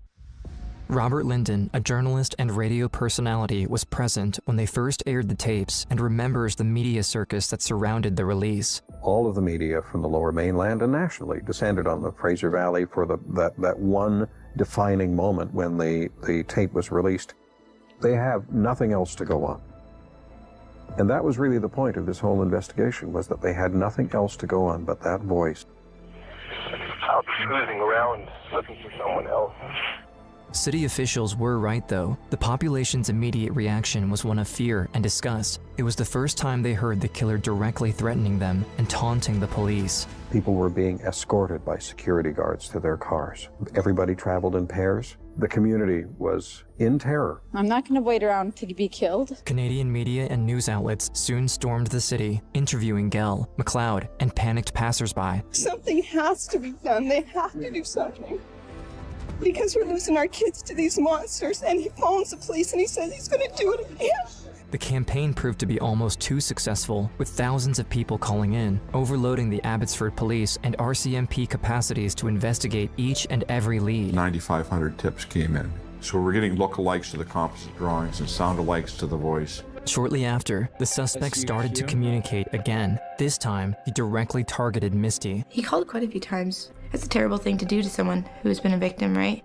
And my family and I were put into witness protection. Gail thought that by securing Misty's family into the witness protection program, she would be spared from future contact with the killer. This seemed to have angered the suspect because, for his next move, he went all out. He took Tanya's gravestone and he defaced it, wrote across her face, you know, why would you do that? Haven't you done enough to her? He called the local radio station and told the host to go look for his car in the parking lot. And there was the headstone, slammed against the hood of his car in broad daylight in the middle of the city. And quite amazingly, nobody saw him lift this big 180-pound headstone out of there and put it on the hood of the car. So it was like we were chasing a ghost, eh? This guy's invisible. It seemed like the intense media coverage and the attention he got from the release of the tapes reignited his willingness to communicate with them. Things weren't moving along fast enough for him, so what does he do? The wildest thing possible. But the story had moved up a notch. Now the media was part of the story. Got all the publicity he could possibly hope for as a result of it. But apparently, it still wasn't enough, because after that, not only did he call them again, but he also sent them a letter. 911 emergency, Jimmy, please fire ambulance. How would you like my present? I told you guys. Huh? I'm sorry, sir, I can't hear you, sir. How would you like my present? I told you guys. I'm sorry, I can't hear you around. Just get there to check. He had walked up to the front of this house and right through the front living room window, he heaved this wrench. After carefully opening the letter strapped to the wrench, McLeod and Gill finally discovered the extent of his crimes. Turns out that the Abbotsford killer was not only a murderer, but also a serial rapist with a particular interest in teenage girls, who he refers to as his conquests. Never forget the night we've read that note for the first time, and just chills going up my spine. It was absolutely terrifying. He talked about other conquests, and in the end he said, "You won't catch me, and I will strike again. Goodbye for now, guys." But finally, the suspect made a mistake. On the piece of tape, holding the wrench and the letter together, the police found a fingerprint. They immediately logged it into the national database. Our whole perception of who we were after changed. We were thinking before it would be somebody that had a record for sexual assault or something like that, a known criminal or some kind of criminal record. And in fact, he did not have a criminal record at all. Later that day, the police received a most unusual call. On the other end of the line is someone claiming to be the mother of the man behind the calls. She phoned our tips line and told one of the tip takers, "Yeah, I think that's my son's voice, and he fishes at the Vedder River, and he went to Tanya Smith's funeral." She knew that. Contrary to the behavior seen in the last major suspect, this man wasn't cooperative at all. He refused to follow them to the station and didn't provide any further information. So I told him if he was innocent, get down there and cooperate. Get down to the police station. If you're guilty, we'll get you. Apparently, the suspect wasn't aware that he left a fingerprint on the letter because it was the only thing he agreed to provide to investigators. He seemed to be confident that he was going to supply his fingerprints, and he was going to walk out after supplying his fingerprints. His lawyer asked that his fingerprints be examined right there, at the station, under the condition that they should be destroyed if a match couldn't be established. Innocent people will proclaim their innocence, loud and long. Guilty guys will run to their lawyer. Generally, not always, but generally. So they did the test in the cell block, right in front of him. Jerry Ennis, a forensic scientist, performed the check. My heart was racing. It felt like I'd won the lottery when I compared that print and found that it was his. So I advised the investigators, I think it was Inspector Gale, and I advised him that that was his print. From tears to high fives or sighs of relief, the Abbotsford police and the RCMP were overjoyed to finally have a credible suspect in custody. But Inspector McLeod knew that they weren't done with the Friday the 13th murder just yet. The most important part of their ordeal was yet to come. When there's an arrest made, as far as the police are concerned, that's really when the work starts.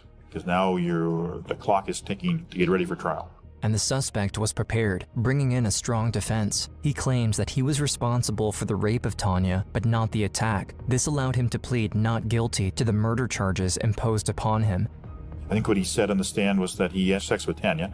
That's consistent with the evidence. But then there's no direct evidence that says that he was the person that threw her in the river and in fact killed her because she drowned. Without any evidence to back the murder charges, the Crown wasn't in a good position, but the prosecutor had a backup. On the last day of the trial, Misty took the stand. After 7 months of rehabilitation, she regained most of her memory and went on to deliver a horrifying testimony starting from the beginning. I was joking around. I was like, oh yeah, it's Friday the 13th. And this guy comes out of the hedges and told us to take our clothes off when he brought out the baseball bat. Paralyzed by fear, Misty took a good look at the man, but couldn't move at all. When I looked at his face, it looked like we weren't going to live through it. As the man started to force himself upon her friend, Misty watched in horror. The look on Tanya's face, she had such big, big eyes, and they just looked completely empty and lost and scared. In the panic of the moment, Misty felt powerless. She could have run away, but couldn't even imagine leaving Tanya behind. The only thing she could do was stare in shock. That's when he's like,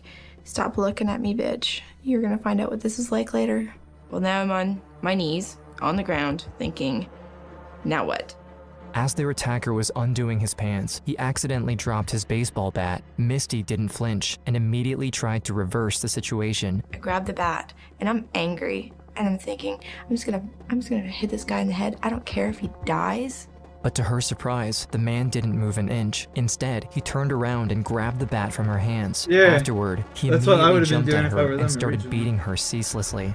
I turned around and I covered my head, and I was screaming for help. And I was like, please, I'm so sorry, I'm so sorry. And I was thinking, you know, this is it. It's over.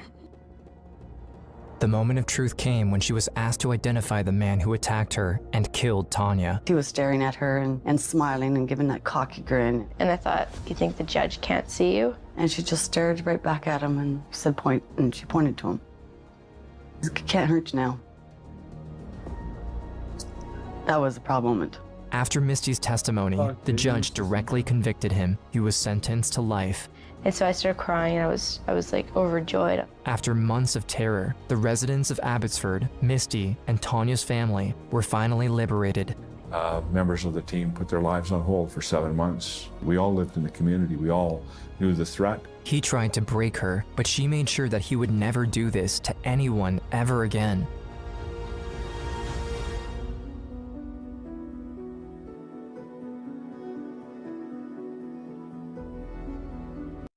Terry Driver.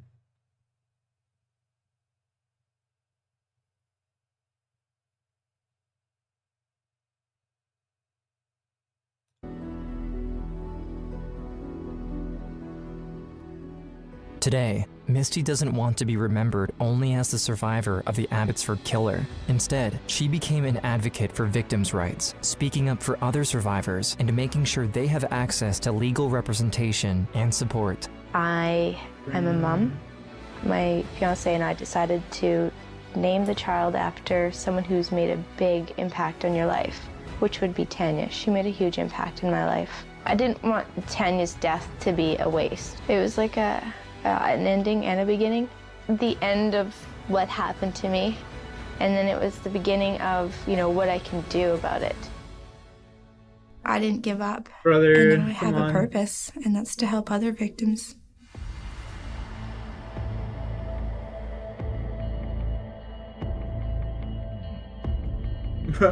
No, fuck! Get rid of this shit, throw that in there. Any granite, like, what do you mean granite? I gotta look this up. What do you mean granite?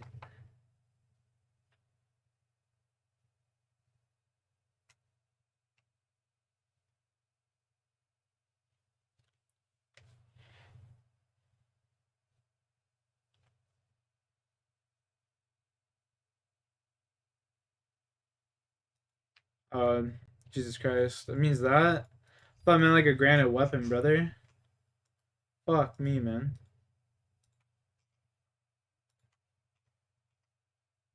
Where's this Camelot? Alright.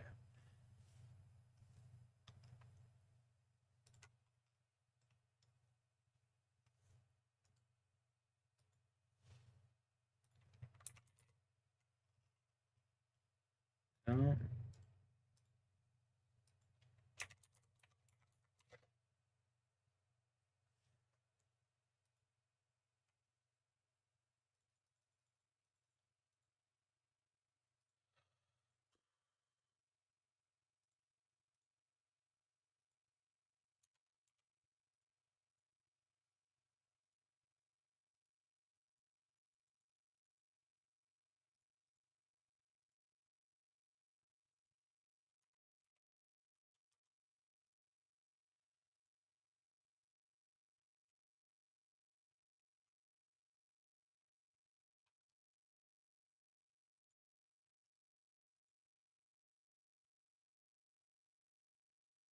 Okay, let's go drop all of that shit in. Take that. Bro, why is my thing keep getting fucking rinsed over here?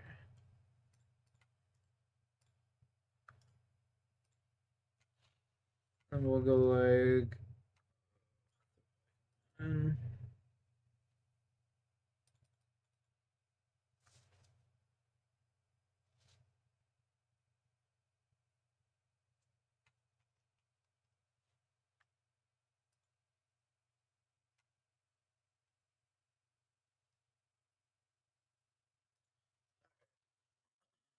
Yeah.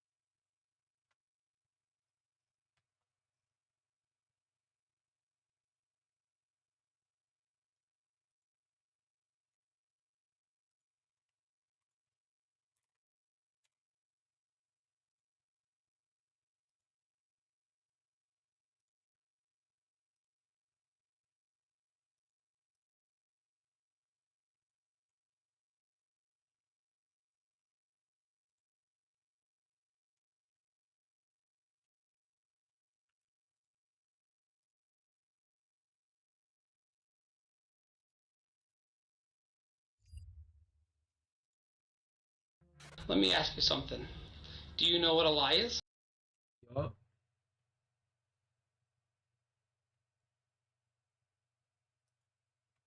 He'll push it right now. KH has the angle. They get the scan going. It's time for the final push. Sets keep going gaming. And the stock is serene. Beautiful damage getting the cracks going. And keeps going gaming. Moving forward now potentially. Held off though by MDY Black yet again. Damn, like that team just threw so fucking hard right there. That was wild.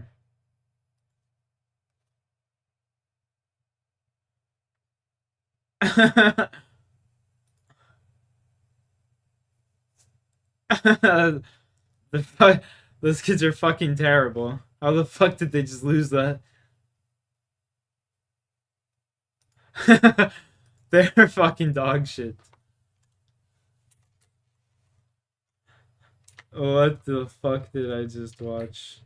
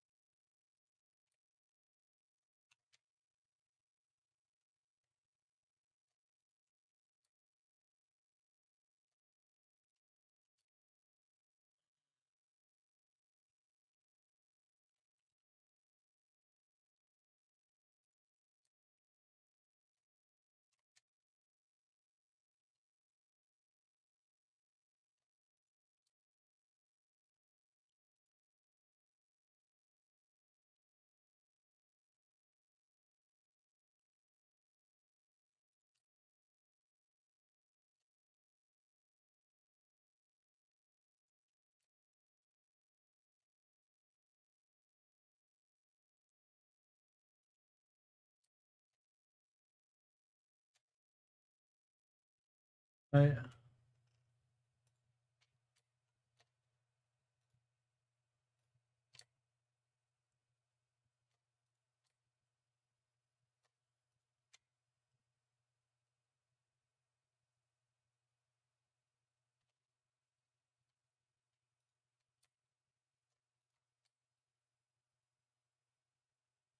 Man, I'm the best lawyer in the world. Getting this bitch off.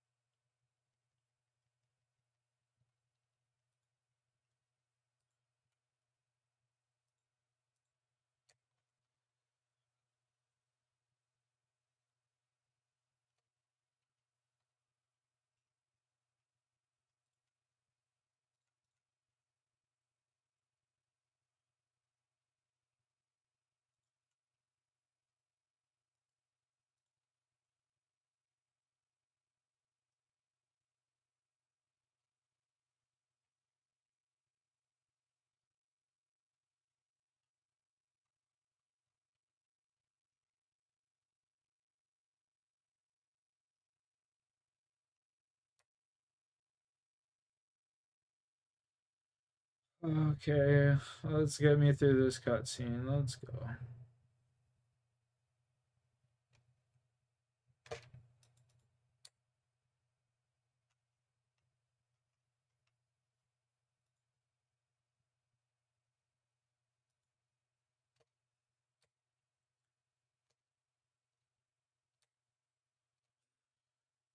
Look at this animation. This shit's classic, baby.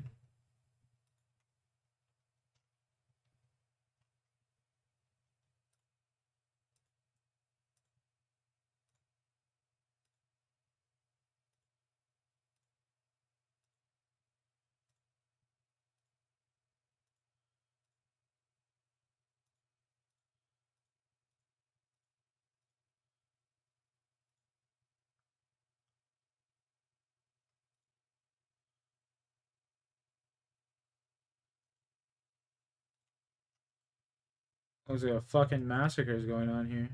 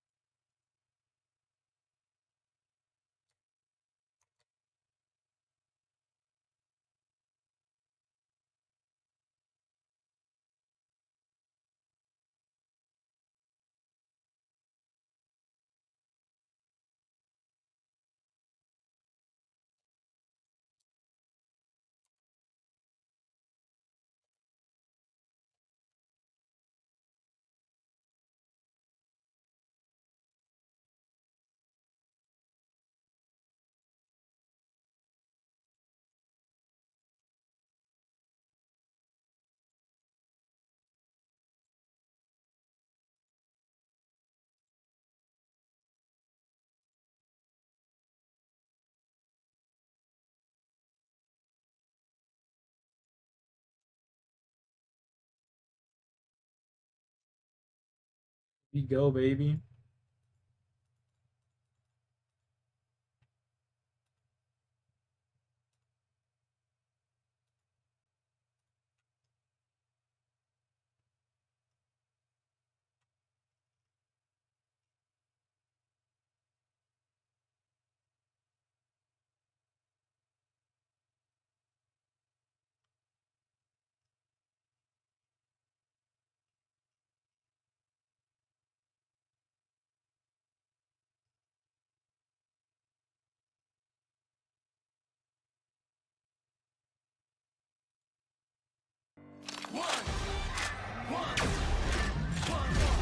Is Roblox or something?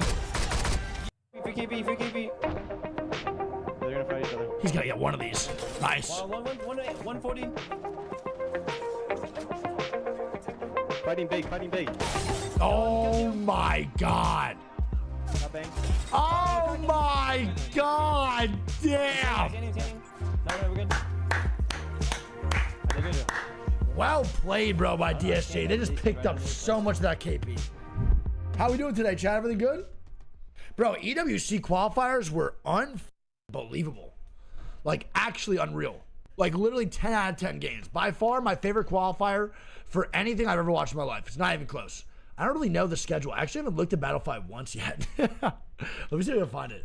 So, we start June 1st, which is Saturday, and then Sunday. So, we have June 1st, June 2nd, double back-to-back header from North America. I believe EMEA is in the same boat. June 2nd, June 1st, 10 a.m., 10 a.m.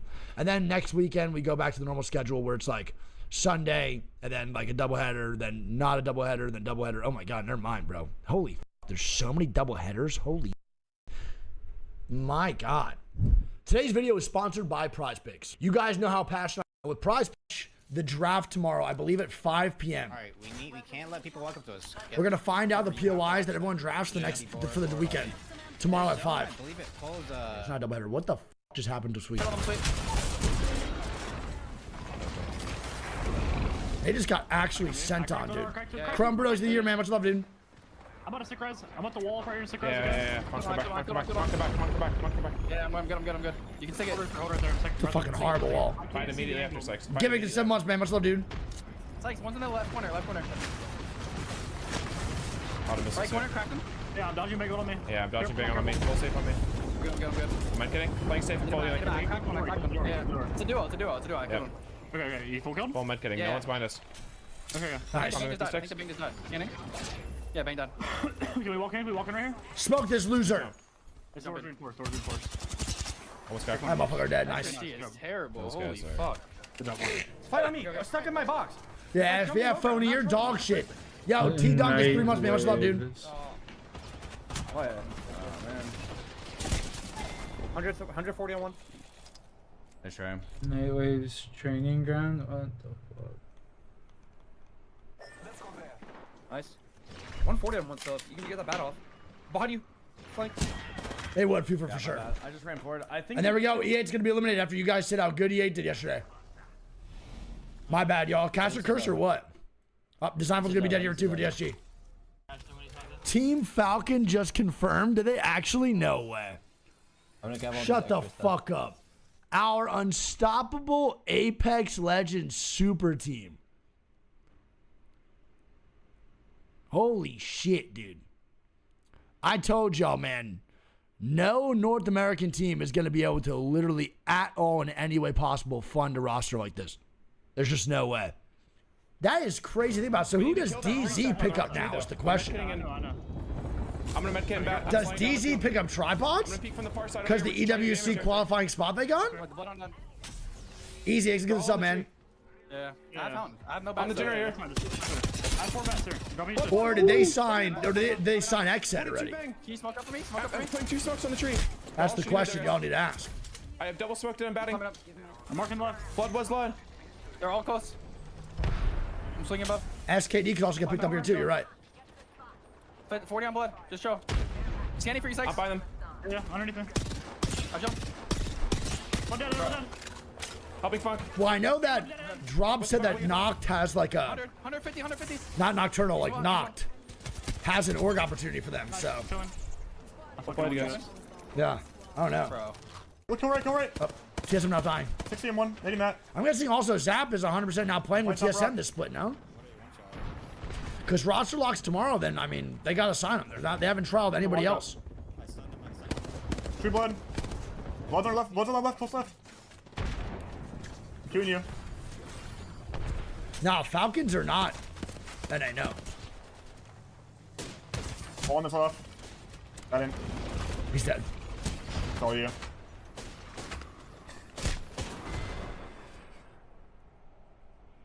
Oh, like, come on. GG's. That's gonna be Verost. TSM boys now dying. Reps solo. Yeah. Habito Editor's now dying too. That's literally going mid Caterpillar and Stormcatcher. That's a gross ass sound. All right, Edger's gonna be dying. Sweet not fighting inside that 2-story. 40, 50 on blood. Or 2-stack, I should say. X-Set's gonna be eliminated. 51 on the bank. They're all in the corner if you have a nade. Suck. The haunted pig stick, bro. He's gonna eat his fucking teammates alive with that too. No way. Magic range. Great swing. Turn. Good swing. Nice. And they stay alive as well. No, he doesn't. Okay. Maybe reservoir. I'm full safe on the square. Full safe on the square. I need to make it. I need to make it. Okay. I'm coming around. Right now, please. I will. 1 second. I'm ready. No, they're out north. On the back. I have a purple knock. I'm gonna try to shoot for you. 100 on one. No. Armor's up there. Yeah, we're good. Fuck, bro. That's such a good try. I have Hound again. Dude, if Sweet got that armor swap, bro, it's just big vibes. They were so good to go. I think y'all focus that north team. You Love you, Luna. North team. Walk to your corner. There's like boxes and shit there. What?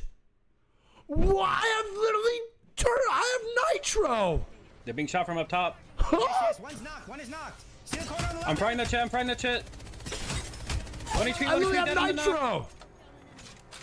I'm getting fucking hoed out here, I want to man. move forward to this. We're not in here. Look at that. Right here. He's standing in front of us. Yes. Just slide to pillar and kill this kid.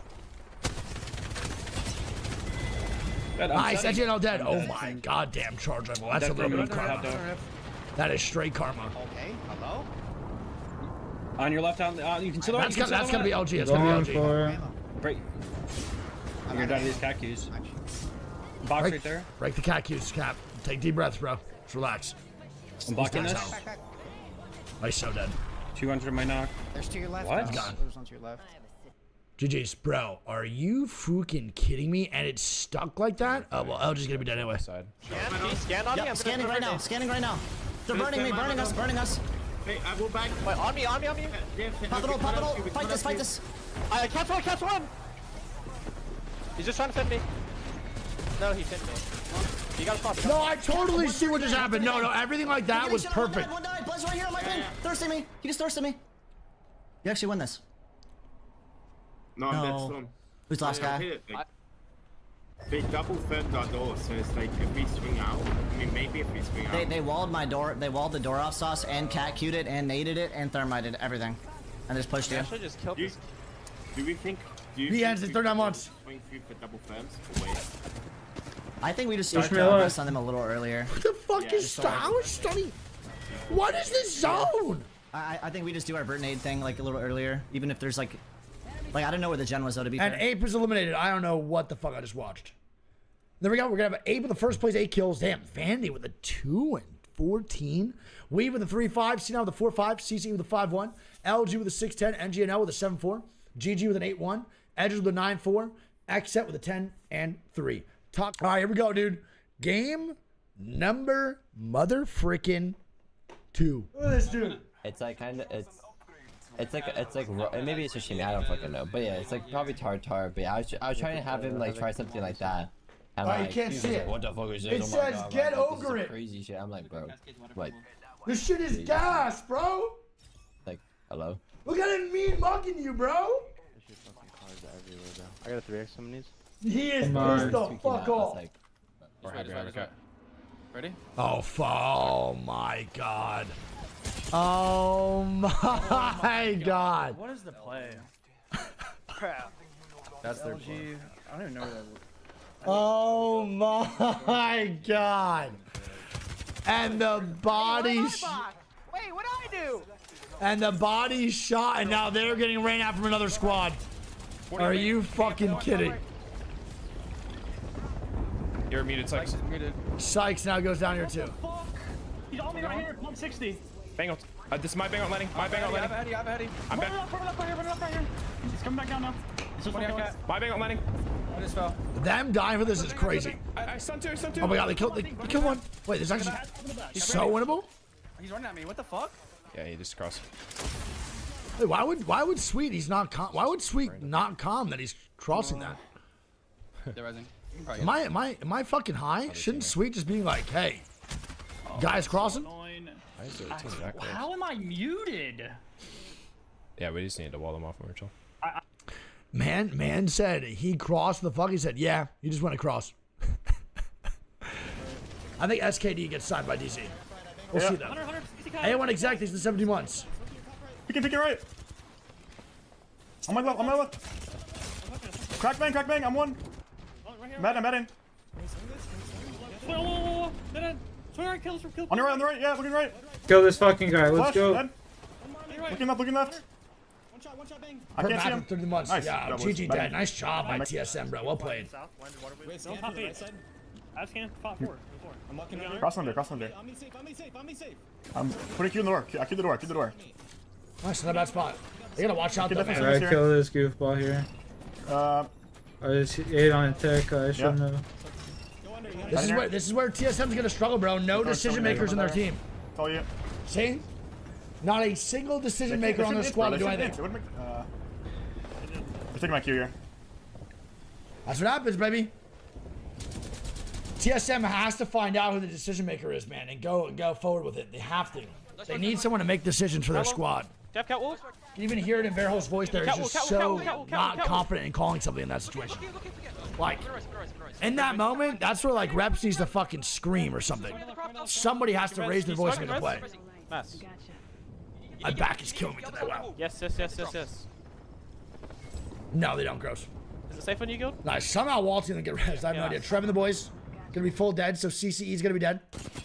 Exit and move in here too. What's gonna do? Yeah. Sure, Lancelot's the last Oh, guy. they rock this shit. They have to. They also separate him now. One down below, two up top. Havoc is so scary. Swing. That is a crazy good swing. I just missed everything. Holy fuck, I'm dog shit.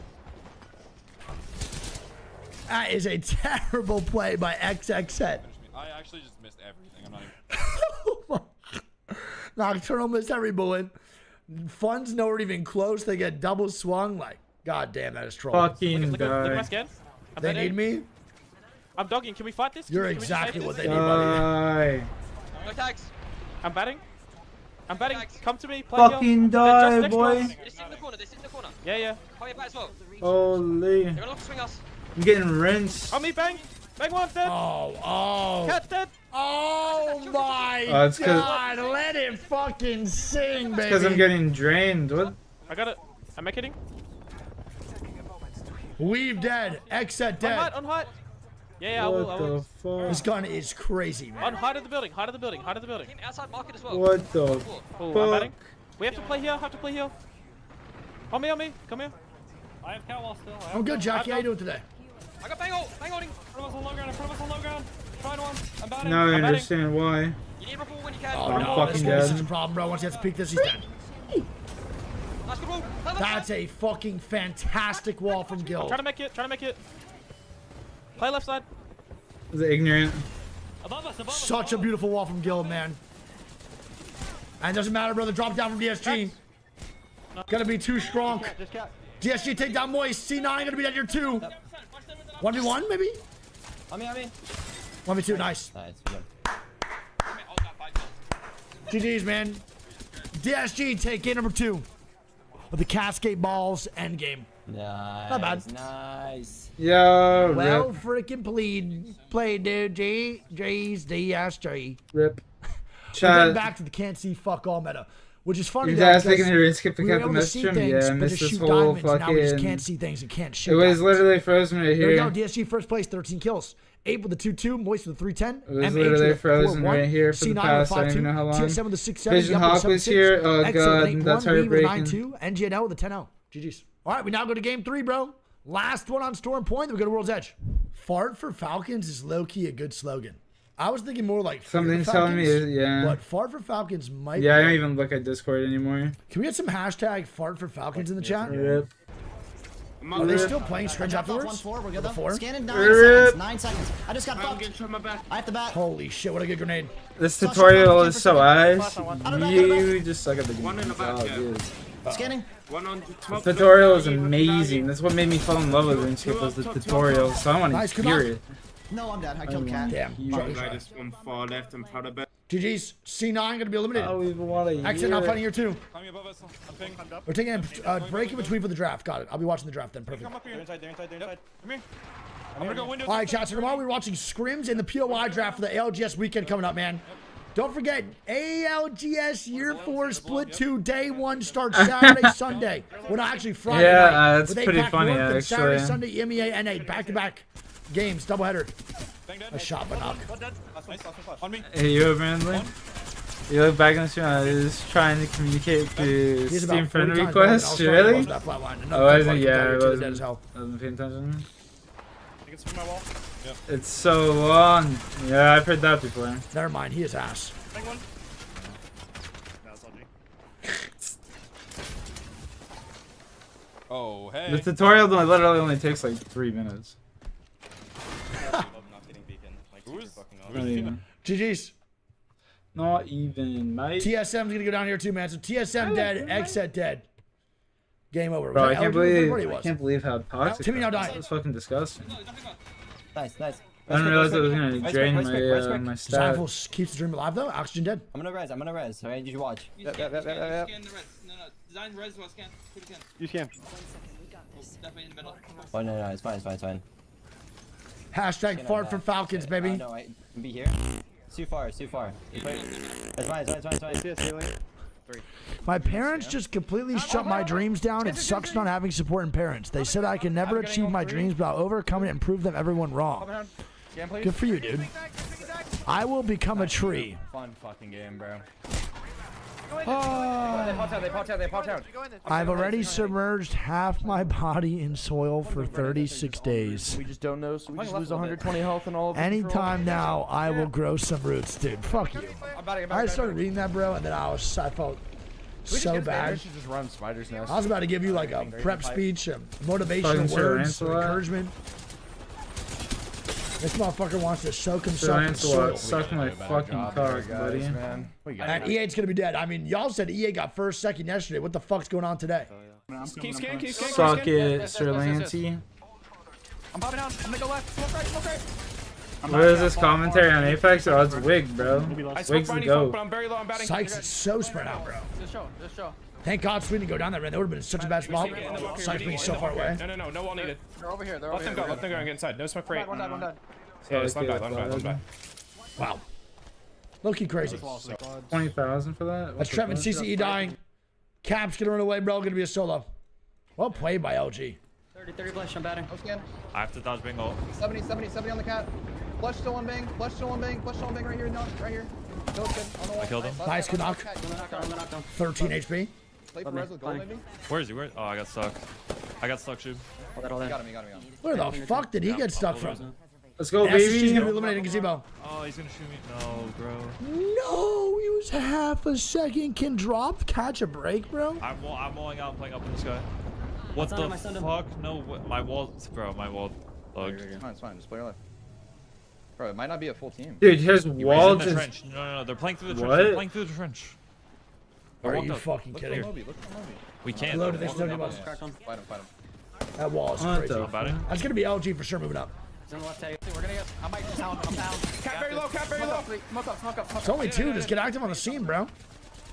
That's what I want to see. Never mind. Don't die. I don't know what to do. Well, walk into the wall. Don't die. It just dies. Bro, that's so bad. Wow. And Funk goes down for that, so Sweet and Funk died. Off this one push in a 2v3. It's crazy. We're gonna start it from the backside. SKD gonna be eliminated.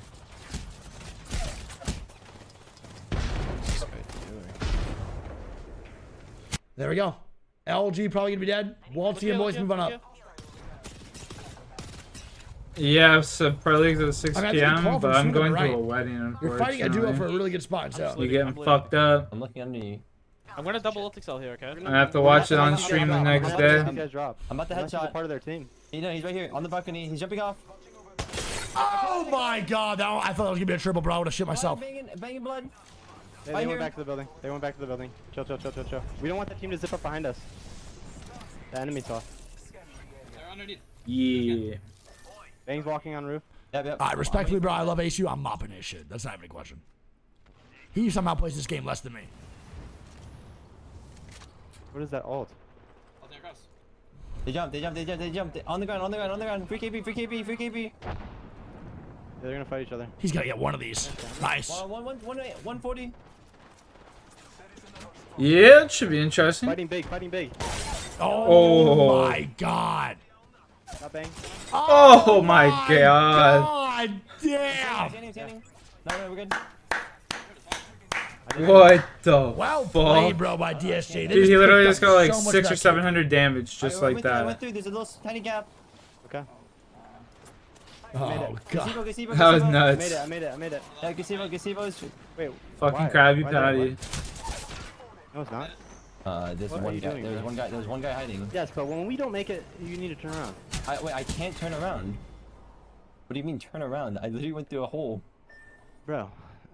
Yes, but you saw that I was saying no, and you still fucking went through the hole, bro. Wait. Wait, what? What do you mean? I was first.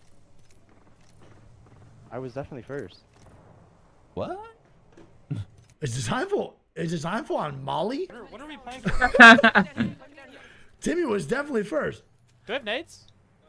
Is homie on Molly? Are they out of dog yet? Are they out of dog yet? No, not yet. No, probably just Chill. tons of Adderall.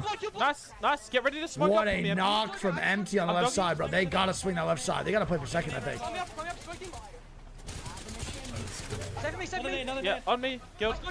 Alan C, what's I would up, just play big for this left dog? side kills. We can wall the team above. Yeah, I think we just have How to you wipe, doing? Right? I'm wiping. There we go. Cracked. I'm batting. They're gonna die here for sure. On me. Engine all On dead. me. I'm batting. On me. Cracked. Dead. One on blood. Nice. No. Oh my god, the fact that that was even close is Do you know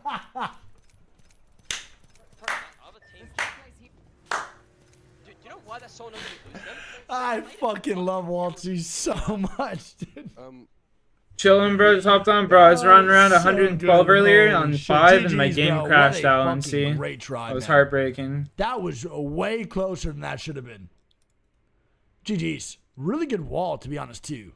That was just overall really well played by Moist. Good wipe on the left side. That Bangalore that went down, though, just annihilated Moist so hard. GG's. So be Moist getting second place. That is going to be the boys. Over at Van with first place, 6 kills. Van having a pretty good day so far, by the way. Pretty damn good. Van first place, 6. Moist with a 210. NGNL with a 3-6. It's Green got with a like 4-5. 1 mil from all DSG that. with a 5-9. MH with a 6-0. CCE with a 7-0. Yup with an 8-1. GG with a 9-3. And Edgers with a 10-0. LG with 11-5. And SKD with 12th place with 7 kills. All right, here we go, bro. Game number 4, bro. 3 games World's Edge. You go mechanical. If Timmy and DSG are not on Fuse on World's Edge, I'll freak out. Okay, they are. I was going to say. That would have been such a crazy pick. Make sure you smoke their fucking top out. MH eliminated. There's Garen. Oh, he's dead as hell. Wow. A little too early on the drop down, bro, before smoke started to commit. That was bad. You have Mobies. That was not great. Fucking hate this game. Take your door. I need to go get this shit while I have handle. Wait for 10 seconds. Wait, you gotta wait for your wall. I think. I don't think you can. I mean, They're there's just hard staring. no way they get banner here, bro. I mean, they got banner, bro. There's no way they get res. Unless they drop down, bro, and then play for the bottom side res. That's the only way they're doing it. What's wrong? You can wall. You can. We'll see. Res north. Dirty storm, face it. I don't have it. Front desk. No. I mean the door. Sorry, I was not paying attention. Give me. Oh, you're moving. You should let me in 6. Yo, Sir Kaluta, he's 13 months. Have a good day. Love you, buddy. Walling on us. They're walling on us. Here we go. 2v3. Actually trying to hold this team off. Oh my god. Nice Big nade. time grenade. Still winnable, actually. Huge plays on the window. That's a Nice great fucking kill. block, man. Damn. Great face 3 months. Plug him back. Oh no, that's terrible. You can plug him in. Oh, you can Get the plug kill him. at least. They're 2 dead. This team is dying for it? I'm gonna medkit and plug. Get him 2. You fucking kidding? Can you get that kill? And they're sticking the res from the inside. Oh, this is elite. Yeah, I was gonna say you can still res him through that door there. The door's closed and they res inside. No, that was fire, bro. Yeah, I knew they could do that. We'll take that shit. Fuck it. Really good res and reset. 300k from just the Hilux there. That's And I'll pretty start with the nuts. grenade, to be honest. That was great. You're so annoying. Holy fuck. I just gets one clipped again. That would have been hilarious. Oh, hell yeah, Hoda. Fire.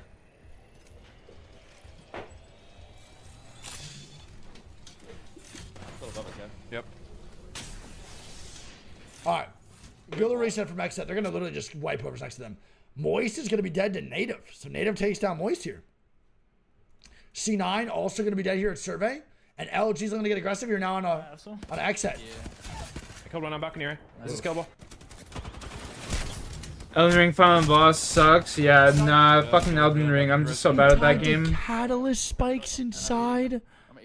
Cat spikes. This team's not. I'm literally just dog shit at those kind of games. Like Elden Ring, what's the other one for PlayStation? I can't even remember what it's called. No, he just got slammed. I need to fool you. What the fuck is that? Behind. Smoke me, Zach, smoke me. I did. I can't remember. You gotta run. You have to run. You have to run. You have to run. I forget You're gonna die to the other team.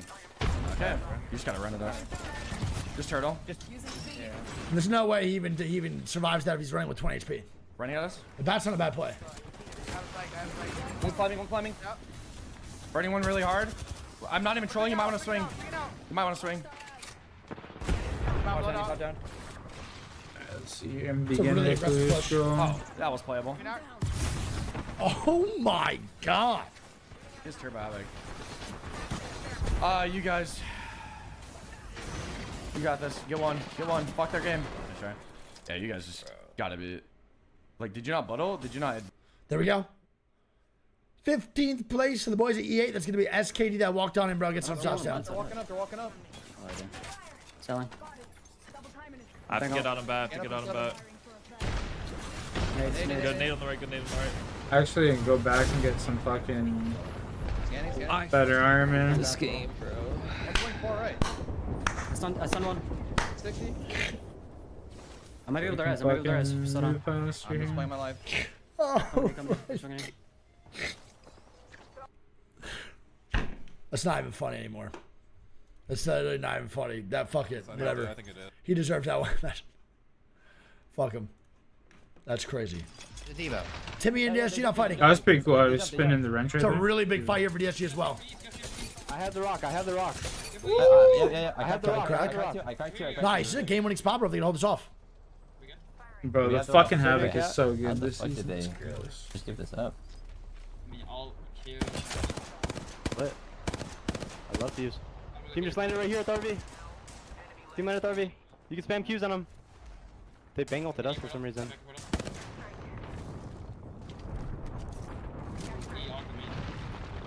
Smooth. These are 3 months.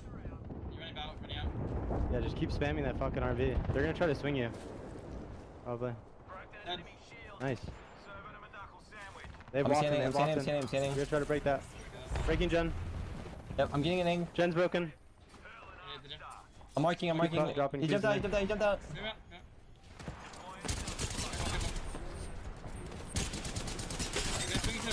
What's in one? Hit him. Yeah, all dead. Alright, get on tree. You gotta get on the rock. Get on the rock. I can't. I'm coming to you. I'm coming to the rock. Just keep the rock. Keep the fucking god rock. Bro, Timmy's havoc is so gross, bro. Oh! Nice. Come to the backside. Come to the backside. Do we have an evac for it? I'm pulling back. They're gonna take our evac. From the fucking heavens, who the hell is that? Drop first. Just hug underneath and drop first. We'll take our evac. They can't play up there. Swing him my way. I'm dead to Mirage. Oh my god, bro. The Mirage Voyage. They should be able to punch him and get a res that here. POI, bro. There's a team behind him. God damn it, man. And DSG's gonna be dead. That's so tough. Mirage is so annoying. I am so tired of that fucking ship. It's unreal. Obese Pikachu is 3 months. Trailer? Can you go trailer? That ship just causes so many problems on that side, man. I'm walking up. One's coming up. 30. I'm dead. Bang one. Bang 1 HP on the left. Crack. Watson one. Or cracking the right. Yes, sir. Havoc Legends, baby. Yeah. Nice. What's that trailer? 40 flash bang. He's one. 30 flash. He's at 30 HP. Cracks one. Last one's 1 HP. He's 1 HP zap. Yeah, there's swaps. You guys can swap for heal. He's on the forklift healing, guys. I'm picking this up. You need to swap this. You guys are both low, guys. Cracks, dead. Nice. Well, it's like, I don't care. My god. Big Nobody else can. We're good. Holy shit. Graveyard might be out. I didn't check graveyard. That was fucking gross. Well played. And gas. What? Were you safe anywhere? No, nice. Climb up into it. Come up to the wall. Oh, on my left, right left. I got Sam. They're dead as fuck. Oh my god. Dead probably. They're so dead. I'm trying to take the door. Give me Trev's team and CCE here, man. And they're leaving here too. Come to me. I know we're gonna. Fuck. Oh. I'm almost in zone here. I trapped him inside. I don't know what's happening. Oh, what the fuck's happening either? I got a slot. How? I'm on the ground. What the fuck? Oh, what the fuck? What the fucker? There's a guy.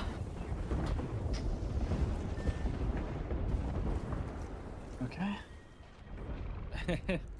Ooh. Excuse me? What in the fucking Master Splinter is that? Master Splinter. How the hell is Sweet alive? He's right here, red ping. Okay. Oh, well, he's dead now. Dead. Nice. And LG is going to be eliminated. My bad. On me. Knife angles. He's scanning above me or no? Last two squads are going to scrap. Exit with a third party. Easy. Lifeline 120. I'm just shooting right side. All the Wait for your scan. We'll do this. 6. My bad, Sweet, on me. 3. Oh, it's not even insanely hard. It's just kind of gimmicky. Yeah, I don't know. I just suck at those kind of games, honestly. Oh, free. I'm not very good at them. I just don't take the time to learn the patterns and just try and free choose them. Look at me. 70 on blood. Dead. Nice, crack. Good knock. Oh, in the knockdown. In knockdown in front of me. I need a bat. Play this slow, man. Just do not get knocked here. Dead. Lucky for you. We've eliminated. I believe it's just a 3v2 right now. They might get the res up though. I'm not sure. Swinging. Batting. Dropping an armor for you if you need it. 1 Oh, solo. GG's. I'll be back. Good little third party from the boys at XSET, man. Little knocky walkie with a great 30 wordy. GG's. XSET get first place, bro, in game 4. It's going to be XSET first place at 9 kills. SSG with a 210. Weave with a 3-2. LG with a 4-4. CC with a 5-4. GG with a 6-3. NGNO with a 7-4. TSM with an 8-4. Edger with a 9-3. And Ape with a 10. Bro. And 2. Righty, I'm back. This is game number 5. Game 5. What a fucking name. I would have killed that fucking Bangalore. You got a B stream EWC from Saudi? Actually, bro, they actually have no interest in signing the B stream at all for the EWC. Careful. They're still close. Let's not lose the heals to that. We have talked to them, and they have no interest in making the B stream a part of the EWC at all. Damn. Not even like a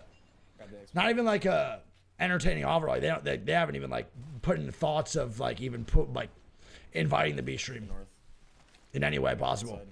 Go landside, crouch to bat, XP, staging. Get a Raven. Craft. Like I'm pretty sure they were like, yeah, you guys can do a tweet if you want. It's like a tweet. I'm good on that, big man. Hell no, bro. Fuck your money for a tweet. I don't want your fucking money. I want to be at the stream. I want to be the B stream. What was that?